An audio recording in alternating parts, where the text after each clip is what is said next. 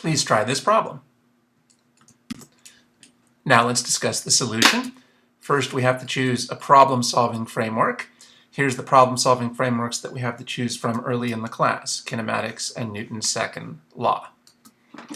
Well, I noticed that this mentions the mass of the box, which is a concept in Newton's second law. It mentions deceleration, which is really a reference to a form of acceleration, and that appears in Newton's second law. Let's see. Oh, and it mentions friction, and friction force can be substituted into Newton's second law. So there's a bunch of clues that we should use the Newton's second law framework. But on the other hand, there's also a number of concepts that don't fit into a Newton's second law framework. The problem mentions speed. That cannot be substituted directly into Newton's second law. On the other hand, speed does fit nicely into a kinematics framework. And of course, deceleration, which is really a reference to acceleration, that's also a concept, not just from Newton's second law, but from kinematics. Distance is a concept that we can generally substitute into Newton's second law. We can translate the distance into a displacement and insert that into Newton's second law. So it seems that we have both some Newton's second law concepts and some kinematics concepts. So on this problem, we're going to be using two different frameworks. We're going to use both Newton's second law and kinematics. What type of kinematics are we going to use? Are we going to use projectile motion? No, because projectile motion is when the only force on the object is the force of the Earth's gravity. But in this case, there'll be a number of other forces. So it's not projectile motion. Instead, we can refer to the framework here as general one-dimensional kinematics. It's general to indicate that it's not specifically about projectile motion. And it's one-dimensional kinematics because the object will be moving only in one dimension, only in the horizontal dimension here. So let's make our plan for how we're going to attack this problem. What's the concept that links kinematics and Newton's second law? What concept links kinematics and Newton's second law? These two frameworks are linked by the concept of acceleration. Well, because acceleration is a concept that appears in both the kinematics equations and the Newton's second law equations. So this is the link between these two frameworks. Let's think in terms of components. Do we want a sub x or a sub y? Well, remember we're going to apply kinematics to the horizontal component here. So anticipating that our horizontal axis will be the x-axis, we'll say that the link here is going to be through a sub x. So now we have our plan. We are going to maybe use a kinematics equation to figure out a sub x and then substitute that into a Newton's second law equation. Or possibly we'll use a Newton's second law equation to figure out a sub x and substitute that into a kinematics equation. It's not clear yet whether we should go in this direction or this direction. We'll have to work that out as we continue to work on the problem. So we've decided that we're going to use two problem-solving frameworks for this problem. Both Newton's second law and general one-dimensional kinematics. And it's important to be systematic while we apply those frameworks. Well, here's the systematic method that we've been using for applying the Newton's second law framework. But now on this problem, we also need to use general one-dimensional kinematics. So now we need another handout. We need another handout. This new handout contains the systematic method for solving general one-dimensional kinematics problems. So you should print out this handout. You can go to the video description box and find the link to access and print out this handout. It's important to have this handout in front of you while you're solving problems and while you're watching this video. Remember, why are we calling this general one-dimensional kinematics? Well, it's general kinematics to distinguish it from projectile motion. We're not using projectile motion here, the alternative to that is what we could call general kinematics. And of course it's one-dimensional kinematics because in this problem the object is moving in a straight line It's moving in only one dimension. Now, when we're applying two different problem-solving frameworks, there is a difficulty. We want to go through all the steps for the Newton's second law framework to be systematic, and we also want to go through all the steps for the general one-dimensional kinematics framework to be systematic. But which framework should we use first? Should we start with this handout, or should we start with this handout? Well, there's not really any one best answer to that. In reality, I guess you kind of just have to keep bouncing back and forth between the two handouts. In a sense, you have to keep bouncing back and forth between steps that are appropriate for Newton's second law and steps that are appropriate for general one-dimensional kinematics. There's no one best order for doing these steps that's going to apply to all problems. You have to use your own judgment as to when it's best to apply a kinematic step and when in the process it's best to apply a Newton's second law step. All I can say is that you, as you go through the problem, you should try to be careful that eventually you've completed each of the steps from the Newton's second law handout, and you should try to be careful that eventually you've completed each of the steps from the general one-dimensional kinematics handout. But you'll have to use your own judgment as to what the best order is for doing the steps from kinematics as opposed for doing the steps from Newton's second law. Said, you'll kind of have to bounce back and forth between the two frameworks and the two processes as you're attacking the problem. Well, I will begin my process for attacking this question with some steps from the Newton's second law framework. So we're going to want to use the Newton's second law framework. We want to make sure we have a sketch of the object. I guess that was already given to us here, but we can include the velocity vector here in our sketch. I'll label that. Remember, we need to label every arrow. That's our velocity vector. The direction of the velocity vector indicates the object's direction of motion. This object is going to be moving to the right, so the velocity is to the right. I guess the problem did not completely state that the object is moving to the right, but I think that's kind of implied by this sketch. I think the sketch kind of implies that this is where the block started. This is where the block started, and this is where it's going to end up. So picking up on that implication, we will assume that the block is moving to the right. So that's the direction for our velocity vector. Since we're also going to be doing this problem using kinematics, we may as well go ahead and put some other stuff in the sketch that's often useful for a kinematics approach. It's useful to label the key points in time. So we'll say that this is the first key point in time, and this is our second key point in time. So the key points in time here will be when the problem begins, starting with this speed of 10 meters per second, and when the problem ends after we've traveled 10 meters. We can generally set the first point in time equal to 0. So I went ahead and did that here.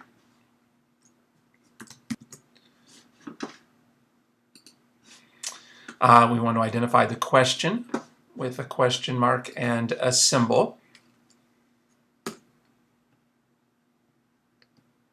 Well, a good symbol for what this question is asking us is mu sub k.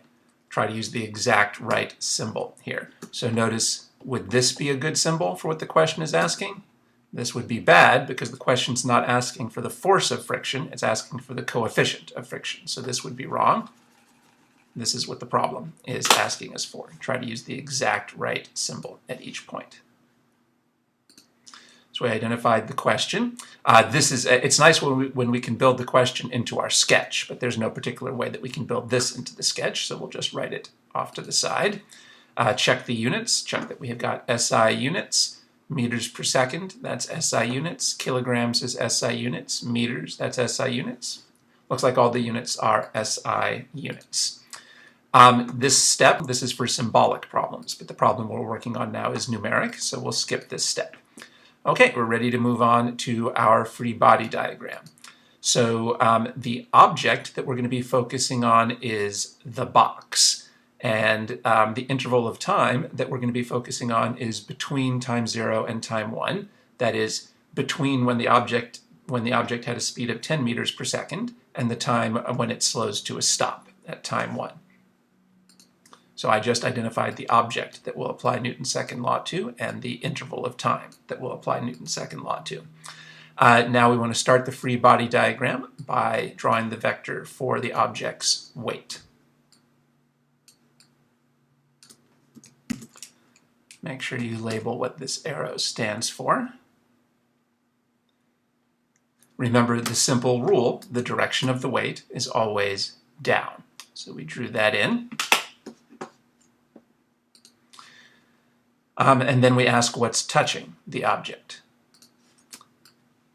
So the thing that's touching this object is the floor. The floor is a surface, so the floor is going to exert a normal force. And the direction of the normal force should be perpendicular to and away from the surface of the floor. Well, on this problem, that would be the up direction. Make sure you label your force arrow. So we have a normal force pointing up.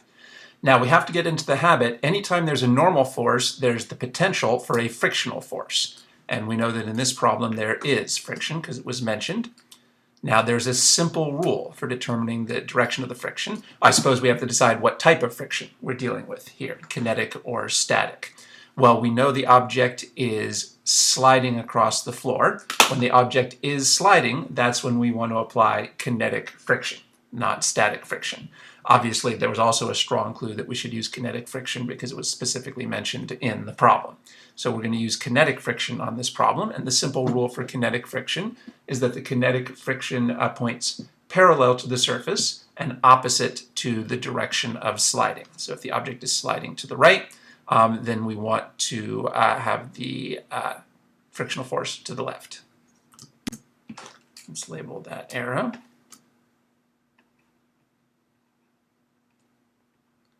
Of course, we do not label it as mu sub k. That would be wrong. Mu sub k is not a force, it's a coefficient. So we use this symbol. Always try to use the exact right symbol. Now, I don't think there's anything else touching the box, so there won't be any other forces in this case. Remember to complete the free body diagram with things that are touching the object. But also remember that anytime there's a normal force, we also have to consider a frictional force from that same surface. But wait, we said that this object was moving to the right. How can the object be moving to the right if we haven't identified any forces pointing to the right? Does that mean we made a mistake? Why are there no forces pointing to the right if the object is moving to the right? Does that mean we made a mistake? Well, no, we didn't make any mistake. This is the correct free body diagram. The object is moving to the right, and there are no forces to the right, and that is not strange or paradoxical if you remember the ideas behind Newton's first law. Remember that once an object begins moving in a certain direction, it has a natural tendency to continue moving in that same direction. Well, in this problem, the box was already moving when the problem began. The box was already moving when this problem began, and we've made the assumption that it was already moving to the right. So we're saying that when this problem began, the box was already moving to the right. That means that when the problem began, the box already had a natural tendency to continue moving to the right. Therefore, no net force is required for the object to continue moving to the right. So there don't have to be any forces pulling to the right in order for this box to obey its natural tendency and continue moving to the right. To repeat, at the beginning of this problem, the box was already moving to the right. At least we assumed it was moving to the right. That means that from the beginning of the problem, the box had a natural tendency to continue moving to the right, and that means that no force is required to explain why the box is moving to the right. Similarly, it's not strange that the velocity is pointing to the right, even though there are no forces to the right. The velocity is pointing to the right, there's no forces to the right, but there's nothing strange about that. That doesn't mean that we've made a mistake, because the direction of the velocity just indicates the object's direction of movement. So this rightward velocity just indicates that the object is moving to the right, and we already discussed that if an object began the problem moving to the right, we don't need any forces to explain why it continues moving to the right. So if the velocity was already pointing to the right at the beginning of the problem, we don't need any forces to explain why the velocity would continue pointing to the right. In general, you should know that the forces do not determine the velocity at a particular point in time. Instead, the forces determine the acceleration at a particular point in time. There's actually no connection between the forces at a particular point in time and the velocity at that particular point in time. So we just because this velocity points to the right, that doesn't actually give us any reason to think that any of these forces at that same point in time have to point to the right. The forces at a particular point in time are not connected to the velocity at that point in time. The forces at a particular point in time are connected to the acceleration at that point in time. You can see that from Newton's second law. The net force x at a particular point in time determines the acceleration, the x component of the acceleration at that point in time.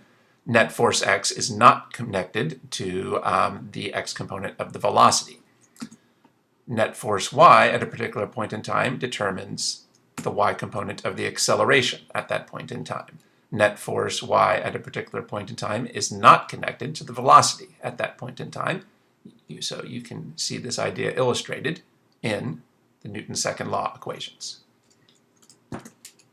So we have determined this free body diagram correctly, and it shouldn't seem weird or surprising that there are no forces to the right, even though the object is moving to the right and the velocity points to the right. The forces don't determine the direction of motion.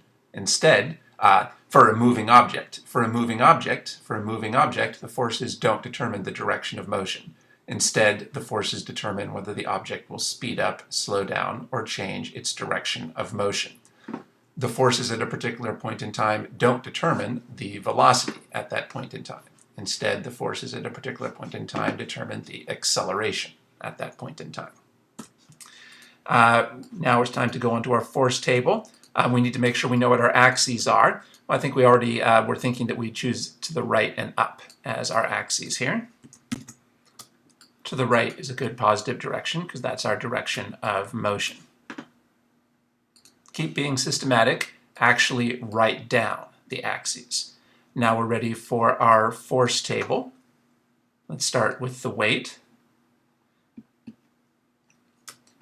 Now this is the symbol for the magnitude of the weight, and there's a special formula for the magnitude of the weight. Magnitude of the weight is m times g. Our number for mass here will be 20 kilograms. As usual, our number for g is 9.8 meters per second squared. We can calculate 20 times 9.8.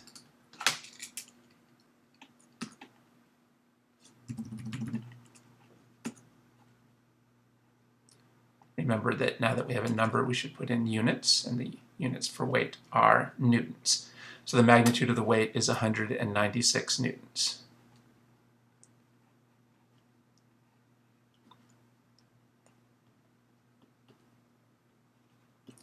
Now it's time for the components. Let's see, so since the weight is vertical, the horizontal component is 0.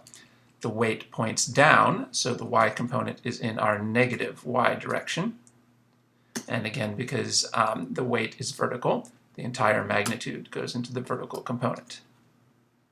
Negative 196, and remember to keep putting in the units.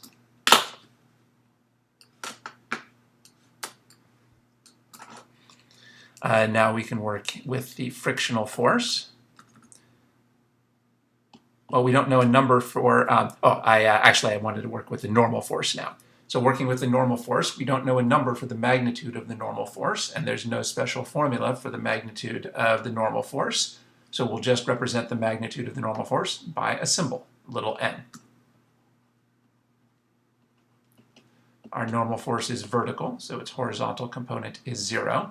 Normal force points up, so the y component is positive. And the entire magnitude goes into the y component, because this component was 0. And now we can deal with the kinetic friction. Remember, what does this symbol stand for? I hope you didn't say this stands for kinetic friction. Better to say that this stands for the magnitude of kinetic friction. So I'll start by writing the general formula before I plug in. So what can we plug in for mu sub k? Well, we don't know mu sub k in this problem, so we'll have to continue calling it mu sub k. And what can we plug in for the magnitude of the normal force? We don't know the magnitude of the normal force yet, so we'll have to continue representing that by little n. So there's not really much to plug in this case, is there? We'll just use this formula. Mu sub k times n.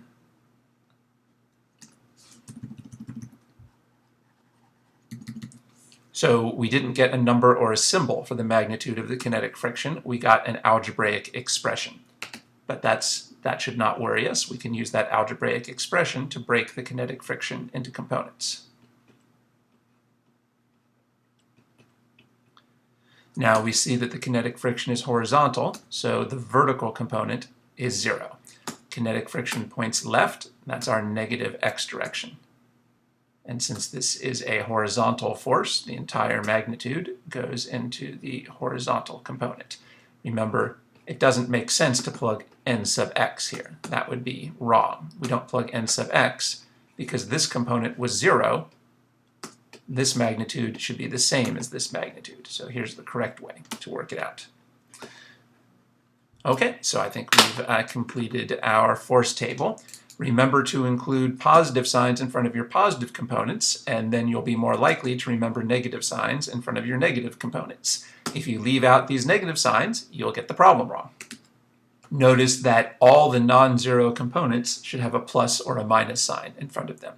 Also notice there's no plus or minus signs in this first line. No plus or minus signs in the first line because the first line is for magnitudes. Magnitudes are never negative, so there's no need to emphasize that they're positive. No plus or minus signs in the first line because those are magnitudes. But we do put plus or minus signs on each non-zero component because components could be negative, so it's important to emphasize when they're positive. Notice that we did not have to draw a right triangle in order to break any of these forces into components. These forces were all easy to break into components without having to draw a right triangle because all of these forces were parallel or anti-parallel to one of the axes. I think this is the first problem we've worked on where every single force was parallel or anti-parallel to one of the axes.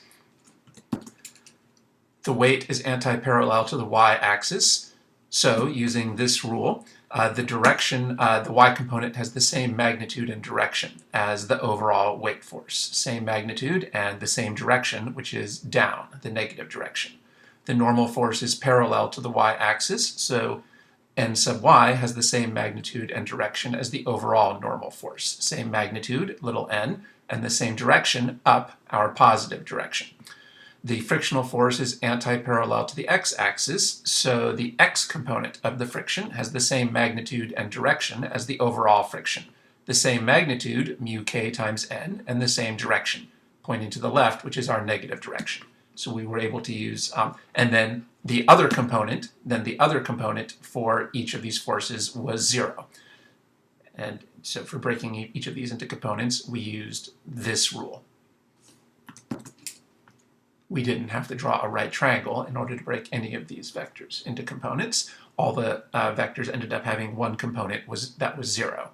Notice, though, that that doesn't have much influence on how we solve the problem. That makes the problem a little bit easier to solve because it's a little bit easier to break these vectors into components. But aside from that, it doesn't really affect much how we solve the problem. We still should break each vector into components. One component that will be 0 and one component that won't be 0. And we're still going to proceed with the rest of the problem, just like we would have for any previous problem where at least one of the forces had 2 non-zero components.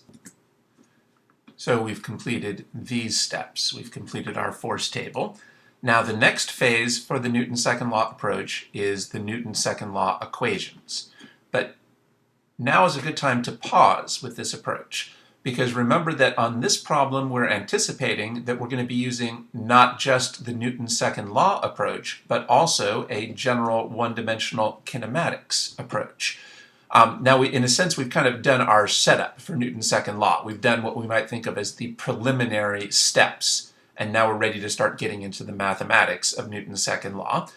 Well, now is a good time to pause and make sure that we've also finished all the preliminary steps that we need for the general kinematics approach, so that we're ready to set up the mathematics for the general kinematics. So now is a good time to shift over to this general one-dimensional kinematics handout. Again, I hope you have this handout printed out in front of you.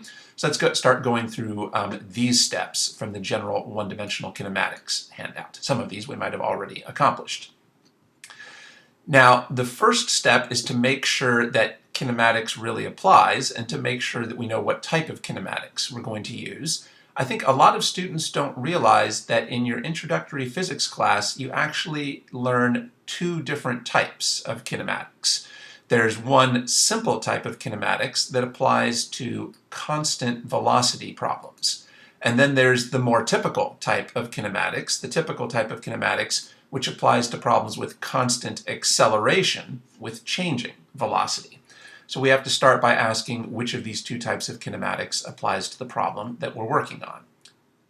Constant velocity or constant acceleration with changing velocity. Well, on this problem it should be easy to see that the velocity is not constant, the velocity is changing, because the problem told us that the mass is slowing to a stop. The fact that the mass is slowing to a stop tells us that the velocity is changing. Remember that the magnitude of the velocity vector indicates the object's speed. So, if this object is slowing down, that means that the object's speed is decreasing. But if the object's speed is decreasing, that means that the magnitude of the velocity is decreasing. And if the magnitude of the velocity is decreasing, that means that the velocity is changing. So we do know that the velocity is changing for this object because it's slowing down. So this is definitely not a constant velocity problem. It is a constant acceleration problem. We can see that because the problem said that the box was slowing with uniform deceleration. And that implies that the acceleration is constant. Uniform here basically means the same thing as constant. And the deceleration refers to the acceleration. The problem used the word deceleration because the object is slowing down. Now, it might be weird to say that a deceleration is an acceleration. That might not seem to match how we use those words in ordinary language, and maybe that's true. Maybe that's not how we would use those words in ordinary language. But we're not trying to learn how these terms are used in ordinary language. We need to learn how they're used technically in physics. So let's pause to notice that in ordinary language, the word acceleration means speeding up. But we are not using that definition for acceleration in physics. In physics, we have a special technical definition of acceleration. In physics, acceleration has a special definition. In physics, acceleration means speeding up or slowing down or changing direction of motion. So don't use this definition of acceleration for your physics class. Instead, use this definition of acceleration, speeding up, slowing down, or changing direction of motion. So that's why we can refer to the acceleration of this object even though it's slowing down, because in physics, acceleration can mean slowing down. And that's why we can say that the deceleration of this object is its acceleration, because deceleration means slowing down. And in physics, acceleration can also mean slowing down. So this is probably not how these words are used in everyday language, but it is how they are used in physics. In physics, a deceleration is a type of acceleration. That might seem weird, but that's how the words are used in physics. In physics, a deceleration is a type of acceleration, because a deceleration means slowing down, and slowing down in physics is a type of acceleration. That's just how the word is used in physics. So when the problem told us there was a uniform deceleration, that tells us that we have a constant acceleration, because a deceleration is a type of acceleration. So we've determined that this is a problem with constant acceleration and changing velocity. By the way, even if they hadn't said this, On this problem, we would still know that the acceleration was constant. Even without this phrase, we would still know that the acceleration is constant here. Here's another way to see that the acceleration is constant. We would also know the acceleration is constant because the forces are constant. Remember we mentioned earlier that the forces at a point in time determine the acceleration at that point in time. Forces determine acceleration. So when the forces are constant, the acceleration is constant. Well, from looking at the forces in our free body diagram and looking at the forces in our force table, there's no reason to think that any of these forces in the force table are changing over time. There's no reason to think that any of these forces in the force table are changing over time. So we can say that the forces on the box are constant. But that means that the net force on the box is constant, and the net force determines the acceleration. So if the net force is constant, that would give us another way to see that the box's acceleration is constant. Remember that the net force determines the acceleration. So if the net force is constant, that tells us that the acceleration will be constant. So we know that this is an object that has constant acceleration, both because they told us that in the problem, and also because the forces on the box are constant. Our analysis here is a great example of the importance of the idea that we should not confuse the concepts. Don't confuse the concepts. Don't confuse acceleration and velocity. A lot of students treat the term acceleration as if it was the same thing as velocity, and you can see how counterproductive that would be here. Notice that we discovered that the velocity is changing and that the acceleration is constant. Well, you can't make that distinction unless you're clearly distinguishing between velocity and acceleration. So don't confuse the velocity and the acceleration. Velocity and acceleration are completely separate concepts. Don't let them blur together in your mind. Otherwise, you can't see this type of important distinction where velocity is changing and acceleration is constant. Remember that to avoid confusing the concepts, make sure that you don't use the word it. Notice it would be useless to say that it is changing. It's useless to say that it is changing or that it is constant. It's useless to say it is changing or it is constant. We have to use a label. We have to say who is changing and who is constant. Don't say it is changing. Say the velocity is changing. Don't say it is constant. Say the acceleration is constant. If you use the word it, then you're likely to confuse the concepts, and you're likely to confuse velocity and acceleration. Don't confuse the concepts. Don't confuse velocity and acceleration. And one way you can avoid that is make sure that you don't use the word it. Always use a specific name or symbol for the concept that you're thinking about.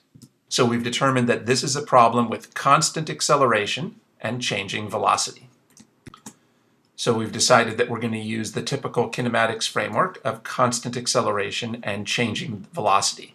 This is the framework that most students probably think of when they think of kinematics. This is the typical kinematics approach where we're going to pick from one of these three kinematics equations. You've probably already encountered in your physics class that in typical kinematics, there's three kinematics equations that you can choose from. So we'll be applying the typical type of kinematics that most students would think of when they hear the term kinematics. That's the type of kinematics that applies when there's constant acceleration with changing velocity. And remember, one way that we knew that the acceleration was constant on this problem was because we could see that the net force on the object would be constant. So we've determined that this problem does not involve constant velocity. Instead, this problem involves the typical kinematics approach of constant acceleration with changing velocity. Now continuing, here's a step we've already accomplished. We've already determined the object in the interval of time that we're going to apply kinematics equations and Newton's second law equations to.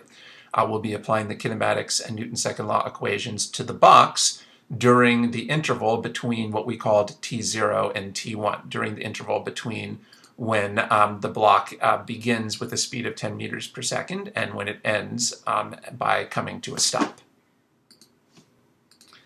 We've already checked that all the units are SI units, which means that they are consistent. This step is not relevant for this problem because this is a step for symbolic problems and we're working on a numeric problem.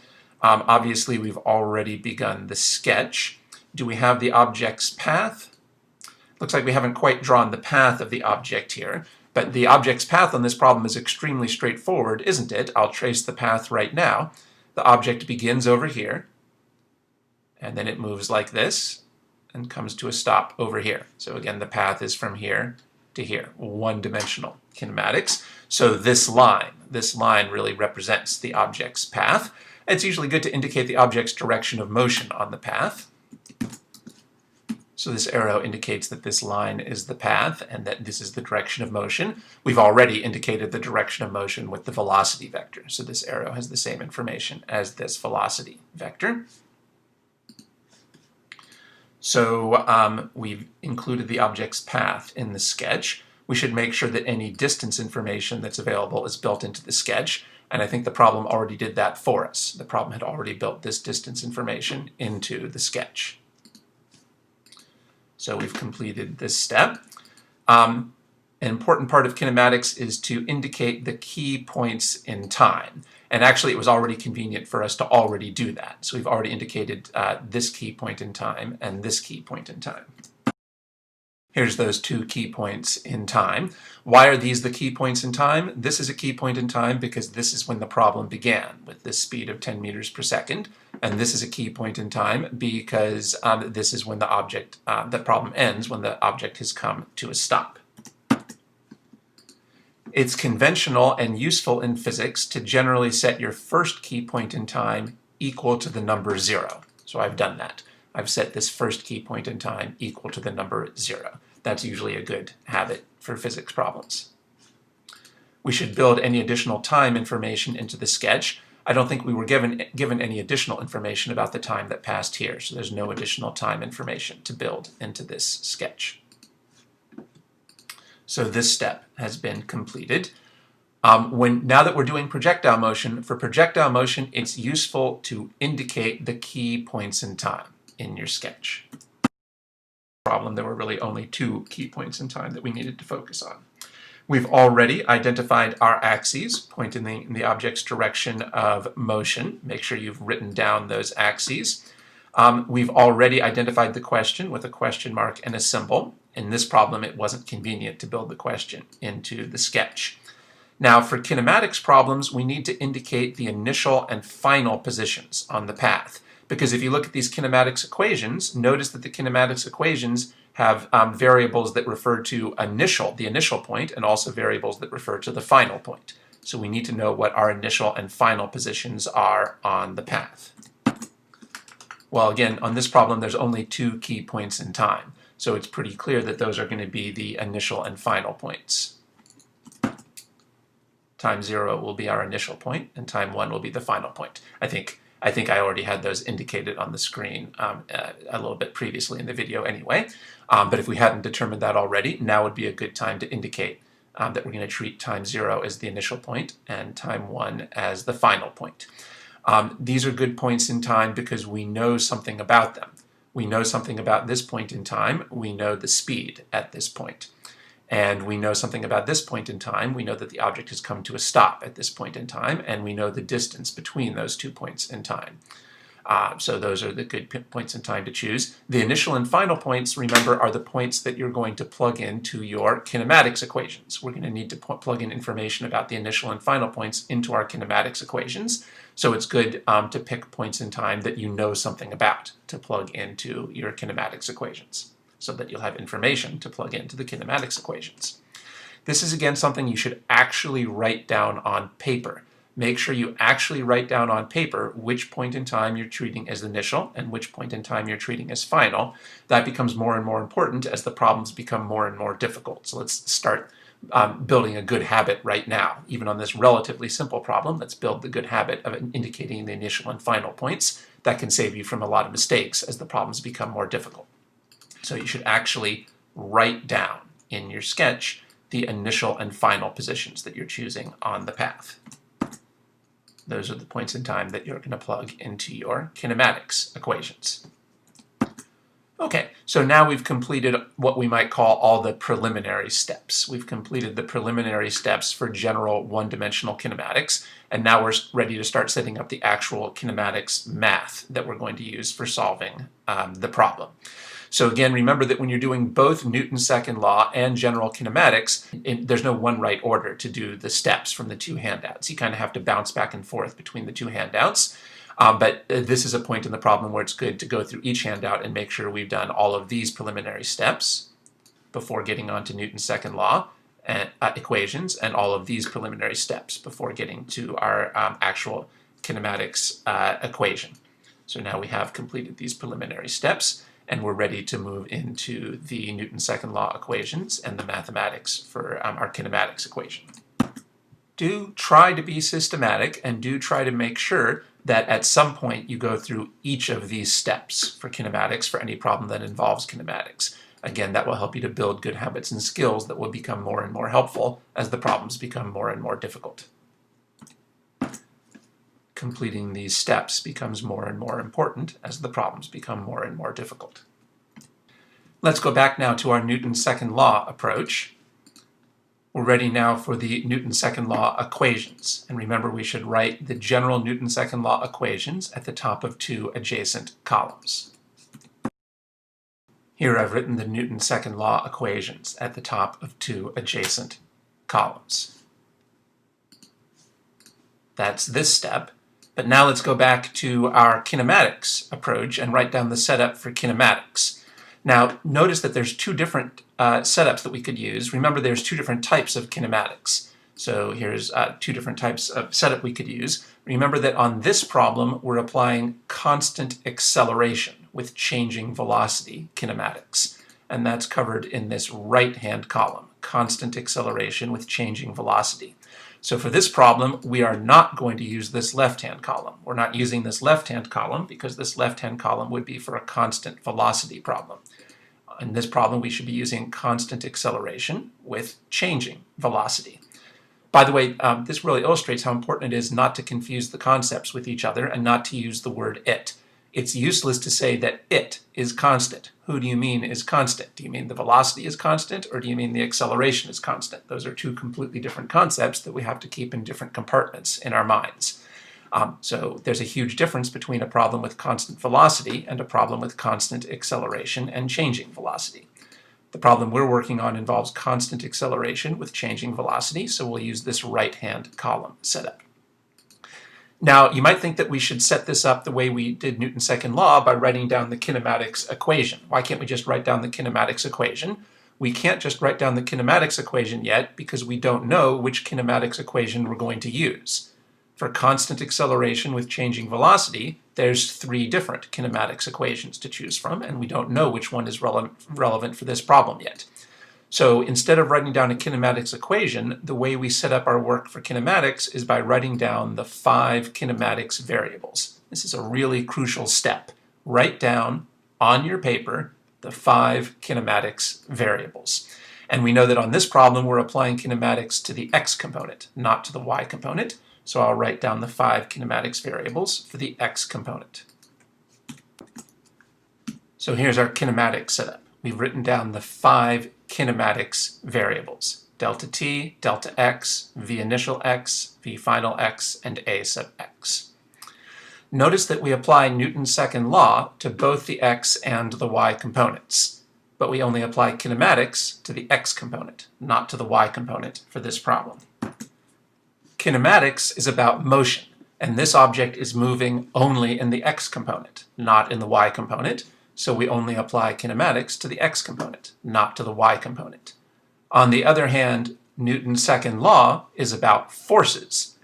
And on this problem, we have forces in both the x and the y components. Since we have forces in both the x and the y components, we're going to apply Newton's second law to both the x and the y components. But kinematics will apply only to the x component because the object is only moving in the x component, not in the y component. Remember, always make a strong effort to use the exact right symbol with the exact right subscripts. So make sure that you actually write down these equations and these variables exactly like this with these exact correct symbols. Take your time on that. Now, if you've watched my video series on projectile motion, you may have noticed that we're dealing with kinematics in this video a little bit differently than we dealt with kinematics in the projectile motion videos.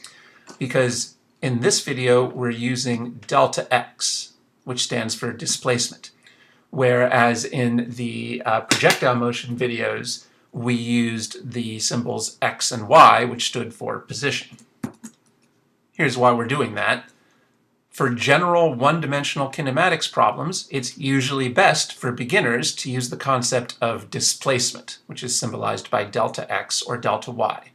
But on the other hand, for beginners for projectile motion problems, it's usually best to use the concept of position, which is symbolized just by the symbol x or y. And so these are the notations that I'm using in these videos. In my projectile motion videos, I used the concept of position, symbolized by x and y. But in these videos where we're not using projectile motion, in these videos where we're applying general one-dimensional kinematics, for general one-dimensional kinematics problems, we will use the concept of displacement, symbolized by delta x or delta y.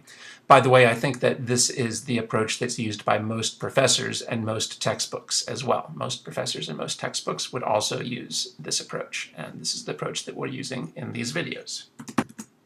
On this problem, we're applying general one-dimensional kinematics, so we're going to use the concept of displacement, symbolized here by delta x. But when you do projectile motion problems, I recommend that you use the concept of position, symbolized by x and y. So notice that we ended up here with 3 adjacent columns, and this is how we're going to organize our work in these 3 adjacent columns. For an ordinary Newton's second law problem, we've seen that we organize our work in 2 adjacent columns, one for the x equation and one for the y equation for Newton's second law. Now that we're also using a kinematics approach, I recommend using 3 adjacent columns. The left-hand column for the x equation for Newton's second law, the middle column for the y equation for Newton's second law, and the right-hand column for your kinematic setup and eventually your kinematics equation. I strongly recommend using this 3-column approach to keep your work organized.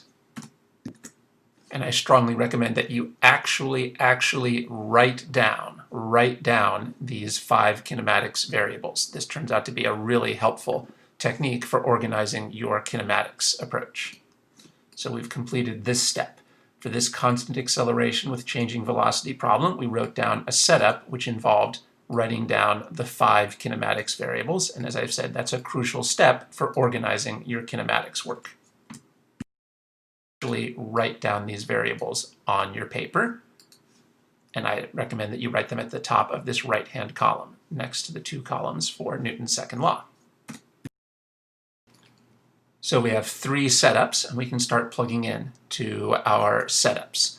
So we can start plugging in here to this setup for Newton's second law in the x component. Remember that the sigma symbol means add. So here we'll be adding all the x components of the forces, which would be namely w sub x plus n sub x plus f sub kx.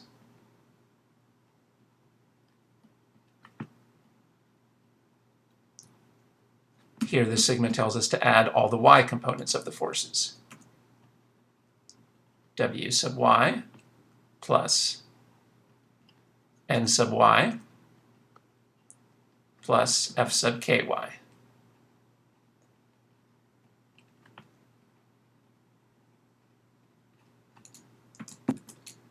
So we can start plugging in for those. W sub x is 0. For n sub x, we'll plug in 0. F sub kx is negative mu k n. It's crucial to remember this negative sign. W sub y is negative 196. N sub y is n. F sub ky is 0. Again, this negative sign is crucial. What are we going to plug in for the mass? You can plug in this number 20 kilograms for the mass.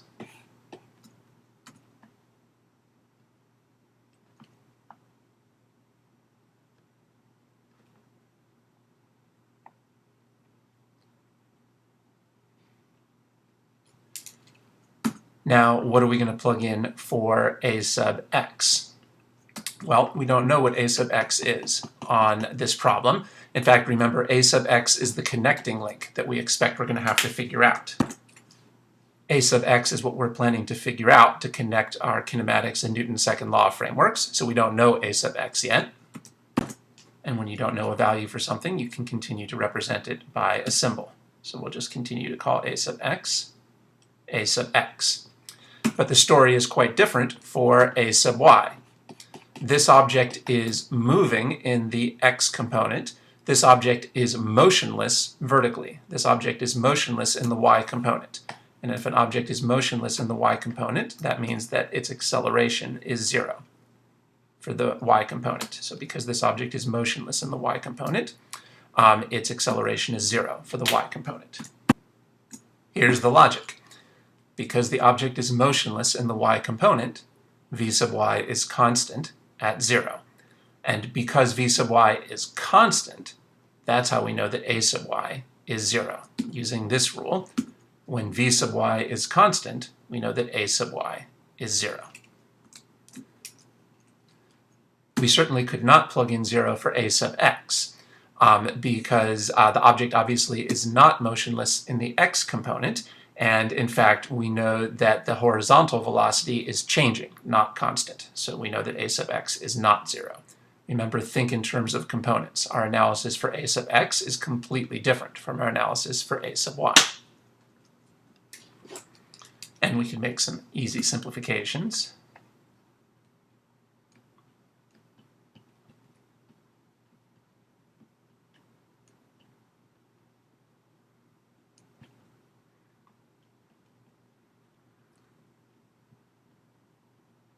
Because of the zeros. So there's some simple simplifications we can make taking advantage of the zeros in our equations. So we've completed this step, and this step, and this step. We used the idea that since the object was motionless in the y component, then the y component of its acceleration was 0. Now, I'm not going to move forward to this step yet. I'm not going to move forward to doing algebra on these equations because I need to keep moving forward on the kinematics column as well. So now let's move over and do some work on our kinematics column.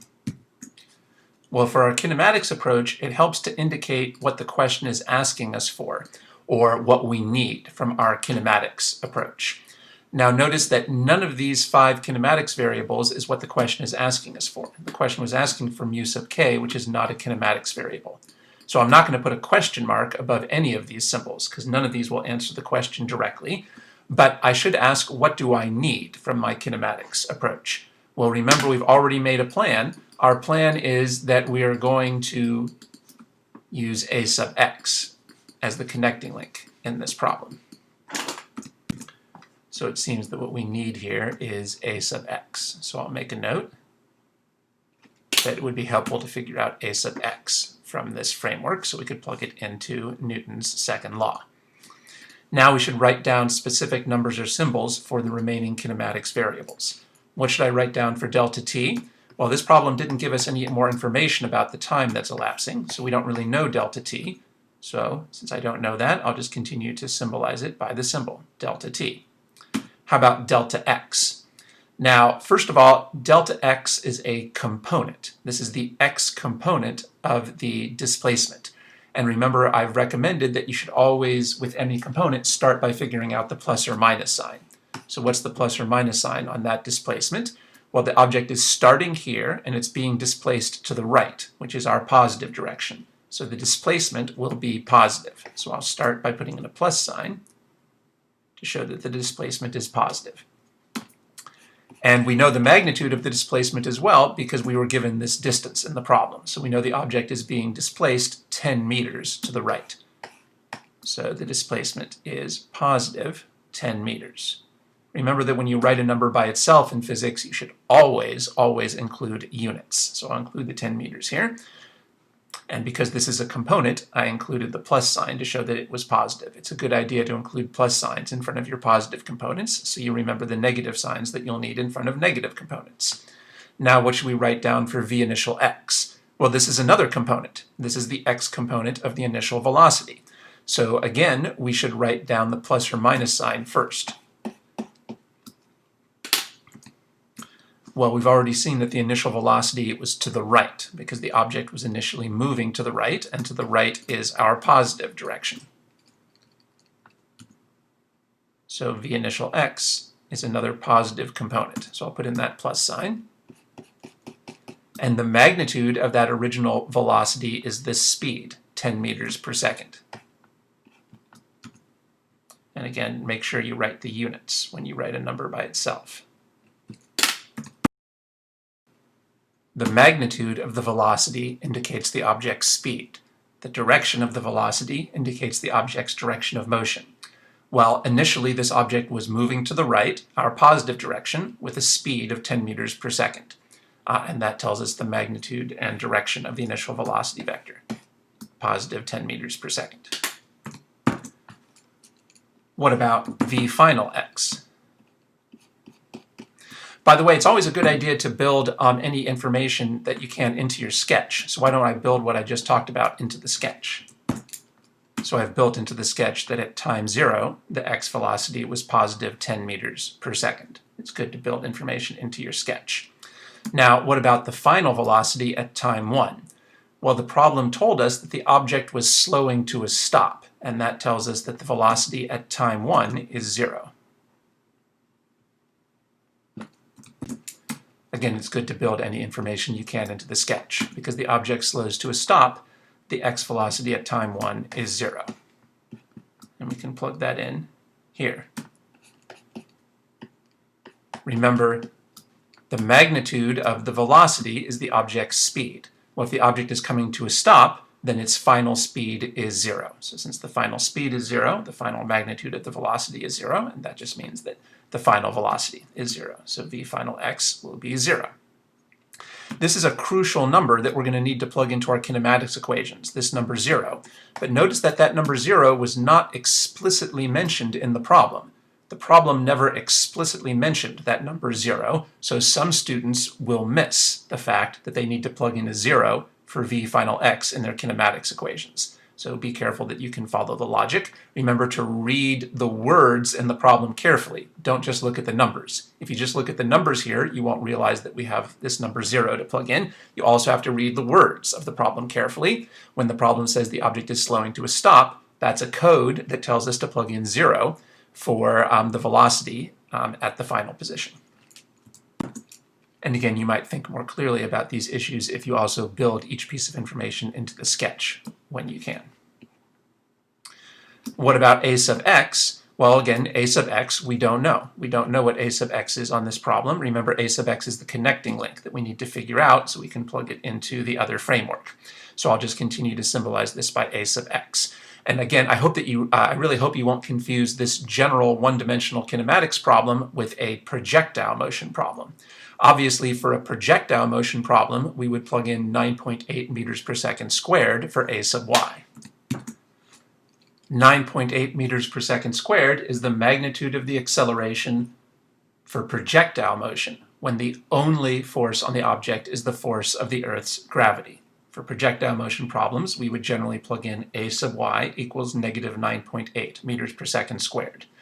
But this is not a projectile motion problem. There's many other forces besides the force of the Earth's gravity, so there's no reason to think that the object is accelerating at 9.8 meters per second squared. For Newton's second law problems, do not plug in a sub y equals negative 9.8 meters per second squared, and you certainly would not want to plug in a sub x equals negative 9.8 meters per second squared. This is why I think it's helpful to use the term general kinematics here to remind you that we're using kinematics, but we're not using projectile motion. We are using a kinematics approach, but we're not using a projectile motion specific approach. So for general kinematics, there's no reason to expect the acceleration to be equal to 9.8 meters per second squared in magnitude. This is an illustration of why it's helpful to be clear in your own mind about what problem-solving framework you're using on the problem. On this problem, we're using general kinematics, not projectile motion kinematics. So we've completed these steps. we labeled the variable that we needed to figure out from our kinematics approach, a sub x, and we wrote down specific numbers or symbols for each of the variables. And we used this idea because the object is ending at rest, its v final x is 0. So now we have 3 columns. So the question is, which column should we work with first? Which of these 3 columns should we work with? Now, remember that the question was asking us for mu sub k, and mu sub k appears only in the x equation for Newton's second law. So it might seem like we should start by working with the x equation for Newton's second law so we can figure out mu sub k. But do you see, we're not really ready to work with this equation yet because this equation still has 3 unknowns. Obviously, this equation has the unknown mu sub k, but it also has the unknown little n and the unknown a sub x. Well, an equation is really usually not very useful until it's down to only 1 unknown. 3 unknowns is too many for this equation to be useful. Now, that doesn't mean we have to give up. It just means that we have to shift to one of our other 2 columns. It'll be useful to work in our other 2 columns right now rather than in this column. For example, if we look at this middle column, you can see that there's only 1 unknown. There's only 1 unknown here in this middle column, so it looks like now would be a good time to solve this middle column for little n. And that'll be helpful because then we can substitute that into the x equation and get rid of an unknown in the x equation. So it looks like now is a good time to work with the y equation for Newton's second law, because there's only 1 unknown in that equation, and obviously this equation is very simple to solve.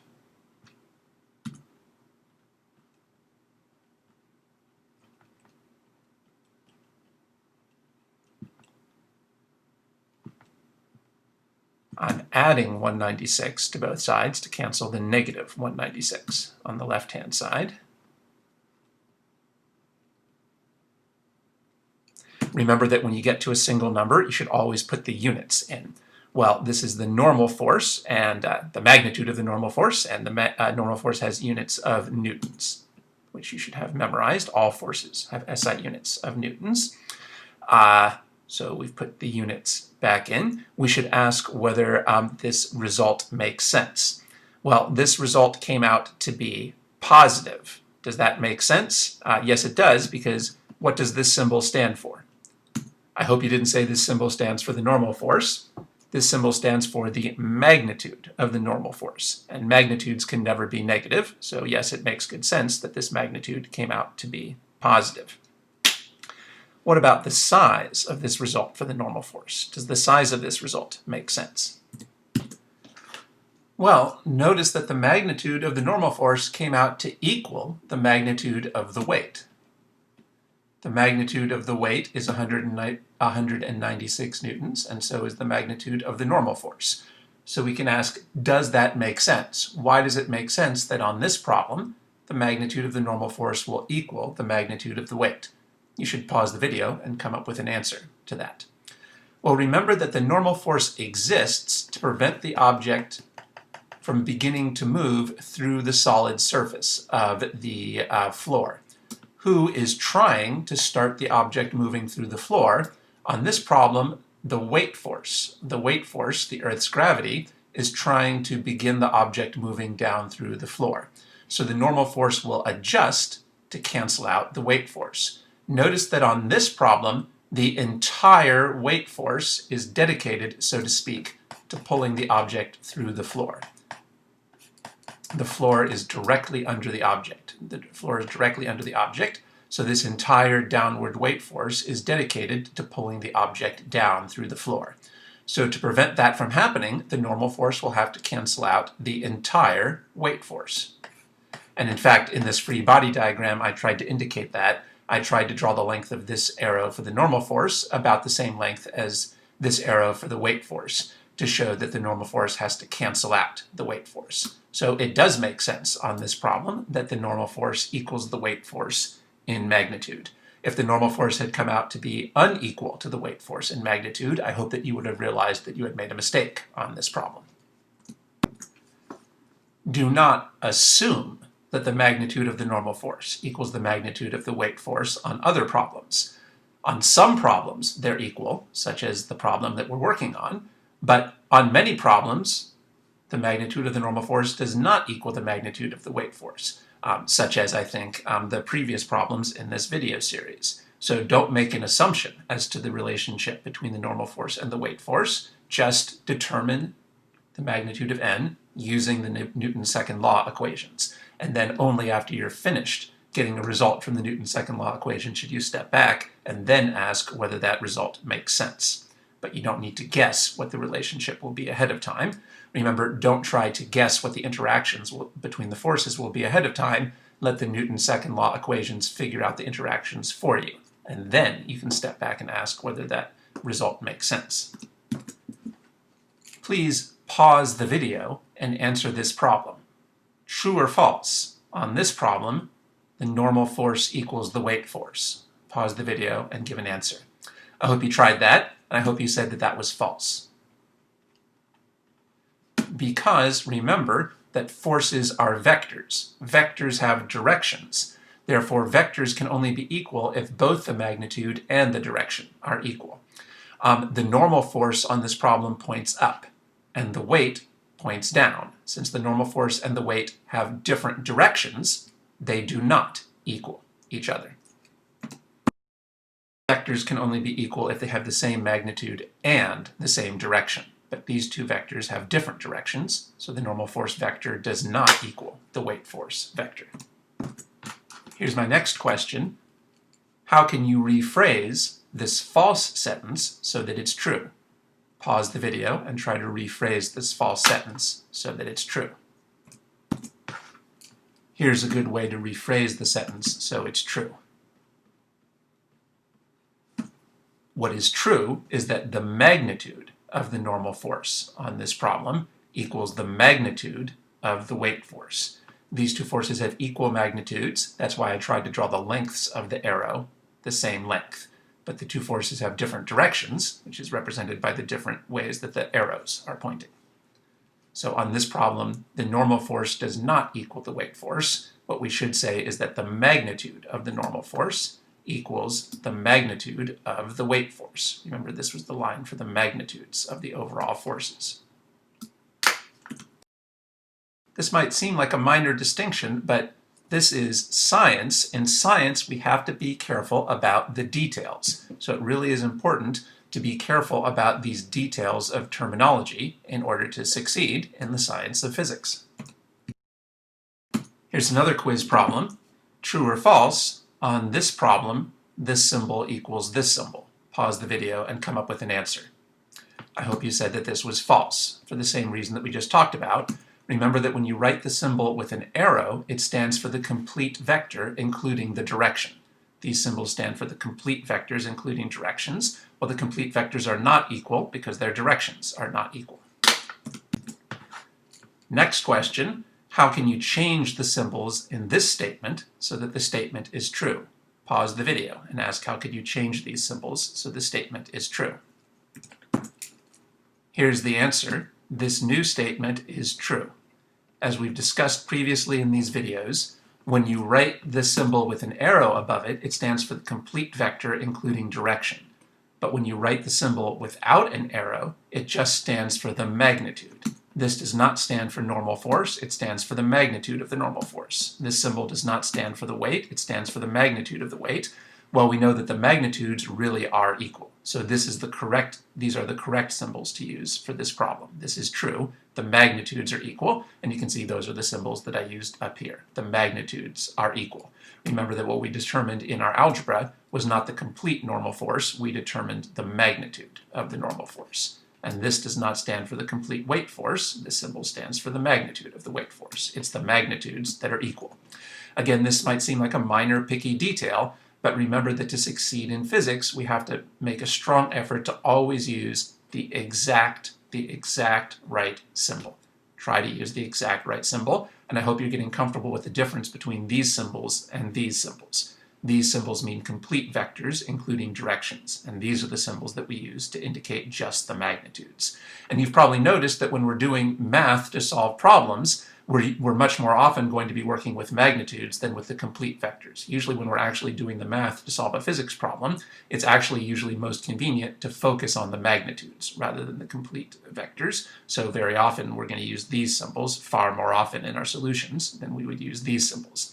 We did use these symbols with arrows in our free body diagram because the free body diagram does indicate directions. And since it indicates directions, these are representing the complete vectors, including their directions, and therefore it makes sense to include the arrows above these symbols.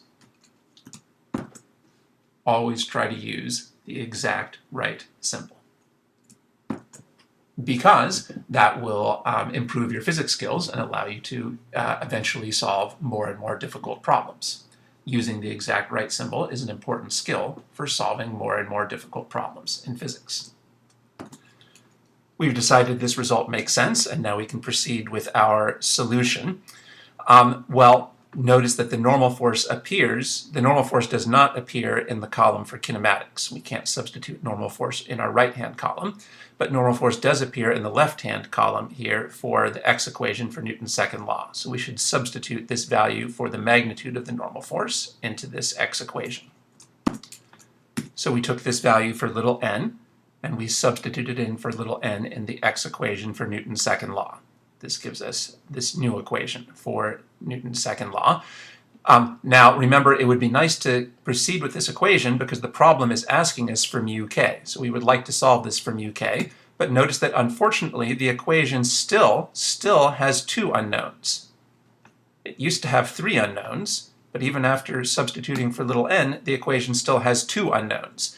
Well, it's usually not useful to solve an equation unless you've got it down to only one unknown. So it's still not going to be that useful for us to continue moving forward with this equation. This equation still has too many unknowns. But again, we shouldn't give up. If we hit a dead end in one of these columns, we just shift to one of the other three columns.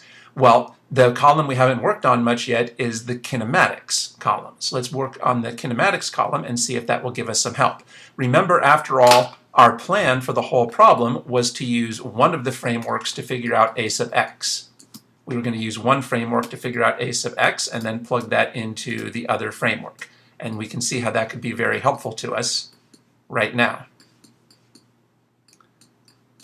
If we can use kinematics to figure out a sub x, then we can substitute that into the x equation for Newton's second law. Then there will be only one unknown left in the x equation for Newton's second law, and we'll be ready to solve for mu sub k. Notice how putting the three approaches in three adjacent columns keeps you much more organized and makes it much easier to think about how you need to move back and forth between the three approaches. Well, we would like now to pick a kinematics equation, so we can use a kinematics equation to solve for a sub x. Are we ready? Are we ready to pick a kinematics equation? Here's our kinematics handout. So here's the three kinematics equations that we're going to be choosing from. Remember that we are working on a problem with constant acceleration with changing velocity. Well, this is the box, this right here is the box with the kinematics equations for constant acceleration with changing velocity.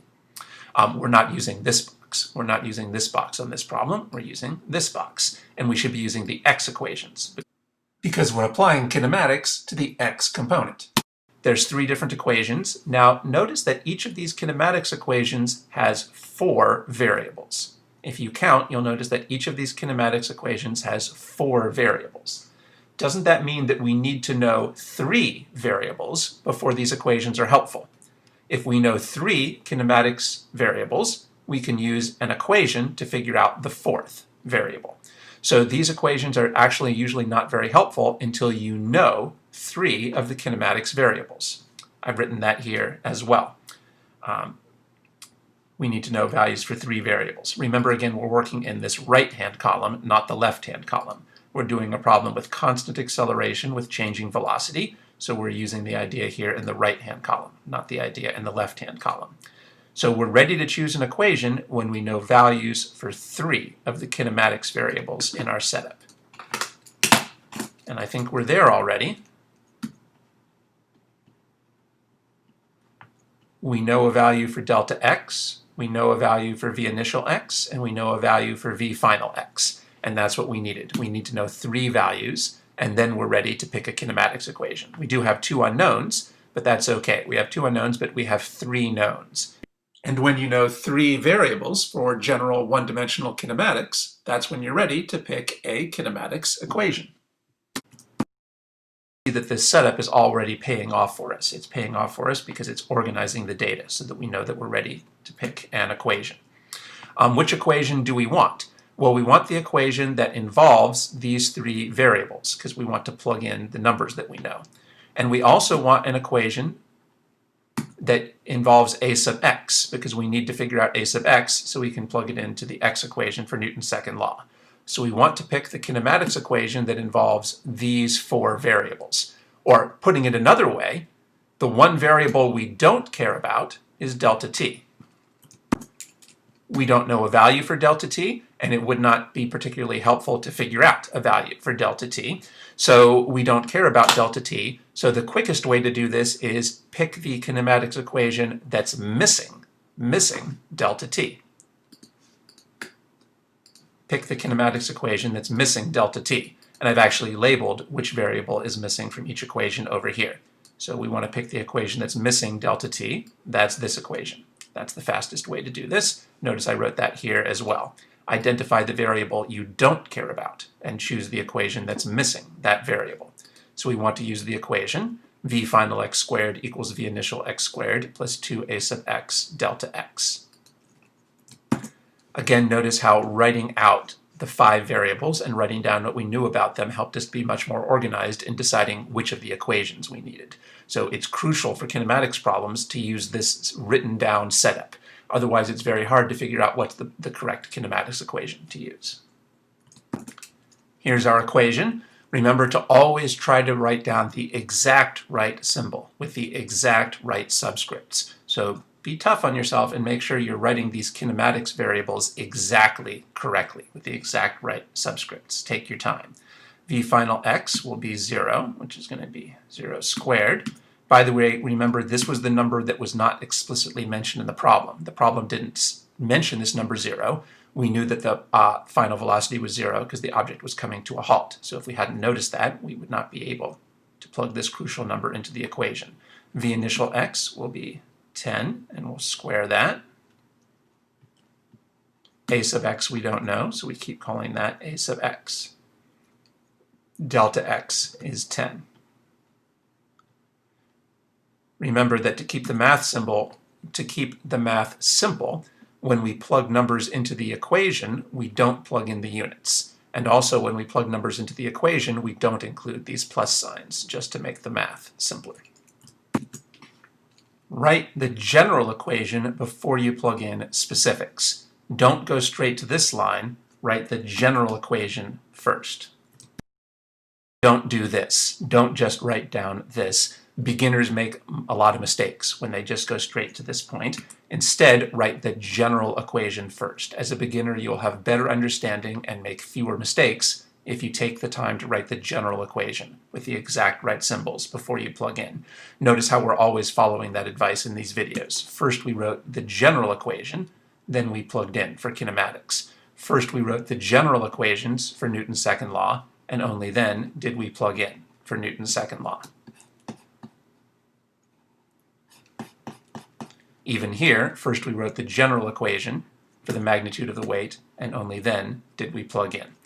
You'll just make fewer mistakes and have better understanding as a beginner if you follow the advice of taking your time and writing the general equation before you plug in specific numbers and symbols. Remember that the way I'm writing out the problems in the videos is the way that I would recommend you write them out. I'm trying to model the scratch work that would be effective for you. So part of that is writing the general equations before you plug in the specifics. So 0 squared here will simplify to 0. 100 squared will simplify, 10 squared. 10 squared will simplify to 100. We could rearrange this to be 2 times 10 times ax. The order that you multiply numbers doesn't matter, so we can rearrange that order of multiplication. So that will be 20ax. So now we need to separate these two terms. So I'll just go ahead and move this term. So this will give us negative 100 equals 20 a sub x. We had to subtract the 100 to cancel out this positive 100. Now we can divide by 20.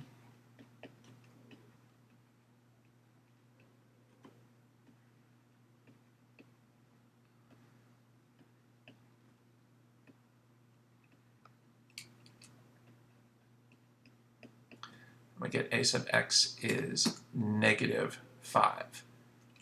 Be sure to put in units now that we've solved the equation. This is negative 5, and the SI units for acceleration you should have memorized are meters per second squared.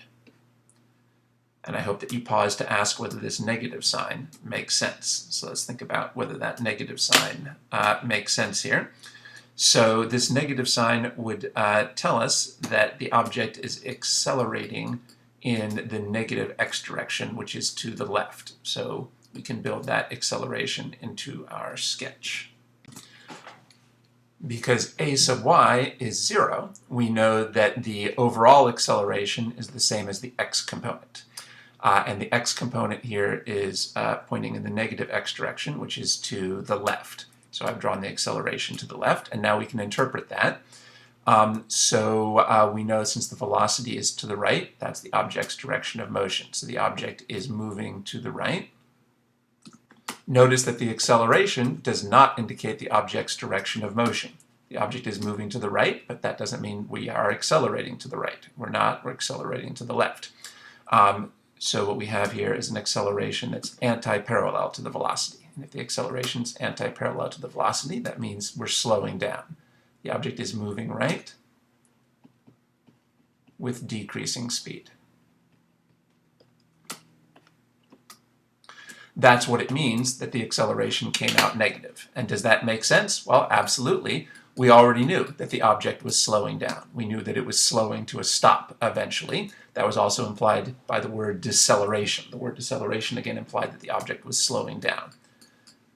So it makes good sense that the acceleration came out to be negative. If the acceleration had come out to be positive, we would have known that we made a mistake. A positive acceleration would be parallel to the velocity and would indicate that the object is speeding up, which is not consistent with the information in this problem.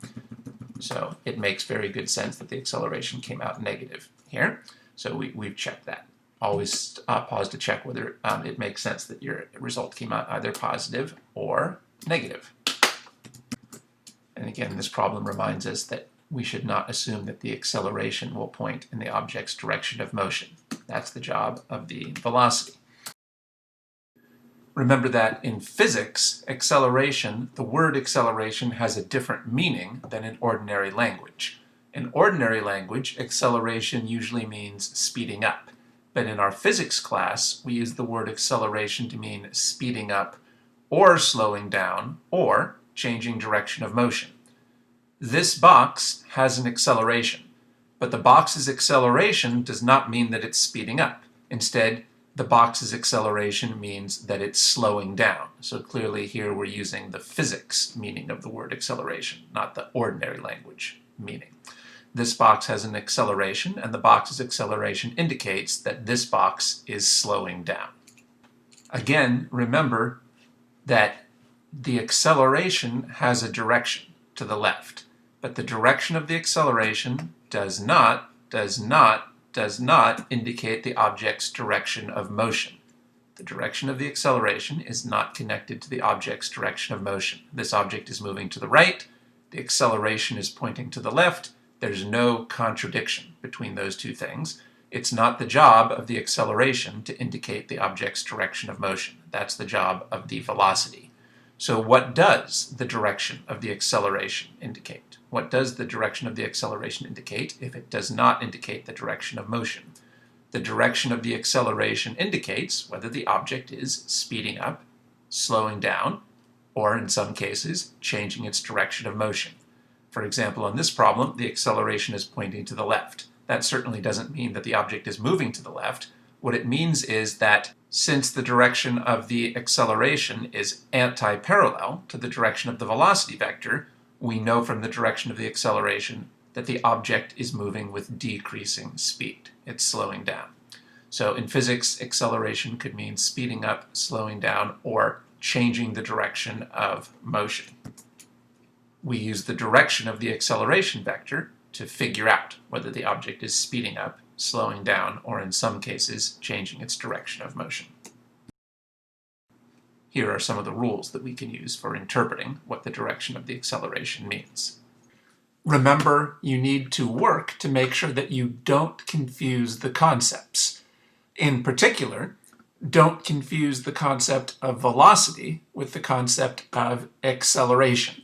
In order to interpret our results on this problem accurately, we had to think about the velocity separately from the acceleration. Unfortunately, many students treat velocity and acceleration as if they're interchangeable terms, or students are careless with those terms. You can't be careless with those terms. Don't confuse velocity and acceleration. And part of that skill is don't use the word it. Notice that it would be useless on this problem to say that it is to the right or that it is to the left. It's useless to say that it is to the right and it is to the left unless we know what is pointing to the right and what is pointing to the left. Without labels, we can't interpret these directions and we can't come up with these interpretations. So don't say that it is pointing to the right. Say that the velocity is pointing to the right. Don't say that it is pointing to the left. Say that the acceleration is pointing to the left. If you use the word it, you're likely to confuse the velocity and the acceleration. Always use a specific name or symbol for the concept that you're thinking about at each point in your analysis, and then you're less likely to confuse the concepts. And in that case, you would be less likely to confuse velocity and acceleration. In physics, acceleration refers to speeding up, slowing down, or changing direction of motion. But don't assume that a negative acceleration component means that the object is slowing down. There are many problems where a negative acceleration component does mean that the object is slowing down, such as this problem. In this problem, the negative acceleration indicated that the object was slowing down. But there are some problems where a negative acceleration could indicate an object that is speeding up. A negative acceleration component can indicate an object that is speeding up, although not on this problem. So, what's the correct rule for interpreting the acceleration? Remember, the best way to interpret the acceleration is to compare the acceleration to the velocity. Compare the acceleration to the velocity. If the acceleration is anti-parallel to the velocity, then the object is slowing down. That's how we know that the object is slowing down on this problem. And if the acceleration is parallel to the velocity, then the object is speeding up. That's the situation that I think we've seen in most of the preceding problems in this video series. By itself, knowing whether the acceleration component is positive or negative doesn't tell you whether the object is slowing down or speeding up. The only way to tell whether the object is speeding up or slowing down is to compare the acceleration with the velocity. So we've seen that the negative sign on this result makes sense. Now, what about the size of this answer? Does the size of this result make sense? Well, on previous problems, we compared the magnitude of the acceleration to 9.8 meters per second squared, which is the magnitude of the acceleration due to the Earth's gravity. Now, at first it seems like there's no reason to make that comparison for this problem. At first it seems like there's no logical relationship between the size of this acceleration and the size of this acceleration, because remember, this is the acceleration that would be caused purely by the weight force. And this acceleration isn't being caused by the weight force at all. This acceleration is being caused by the frictional force. If this would be an acceleration from a weight force, and this is an acceleration from a frictional force, you might think that there's no logical relationship between these two numbers.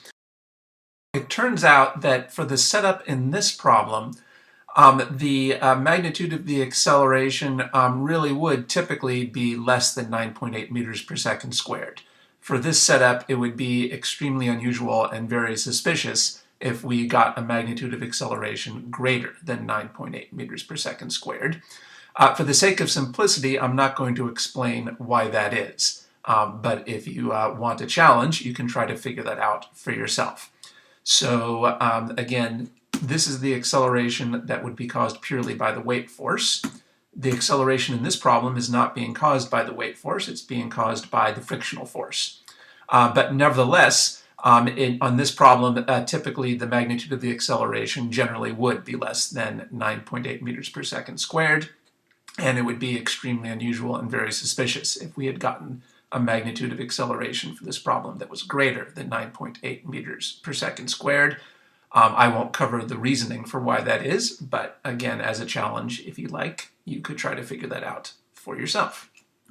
So for this problem, I'm not going to really do any work to try to ask whether the size of this answer makes sense, except to say that this seems like a generally reasonable size for an acceleration. This seems like a reasonable size for the types of accelerations you're likely to see in your physics problems.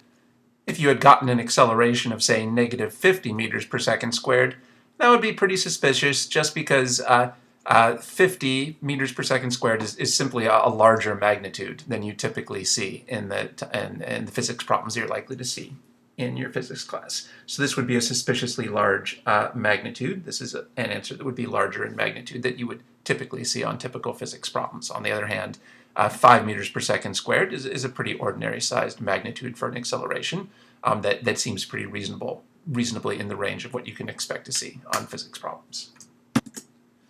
So we've completed this step. We got to the point where we knew values for 3 variables in our kinematic setup. So we chose an equation by identifying the variable that we didn't care about and choosing the equation that was missing that variable. We plugged in and we solved the algebra. And we haven't finished the problem yet, but we did get an intermediate result, and we did do some work to make sure that our intermediate result made sense. In particular, we made sure that the negative sign on that intermediate result made sense. Now, this is not what the question was asking us, but remember our goal was to take this number and plug it back into the x equation for Newton's second law. So now we're ready to do that.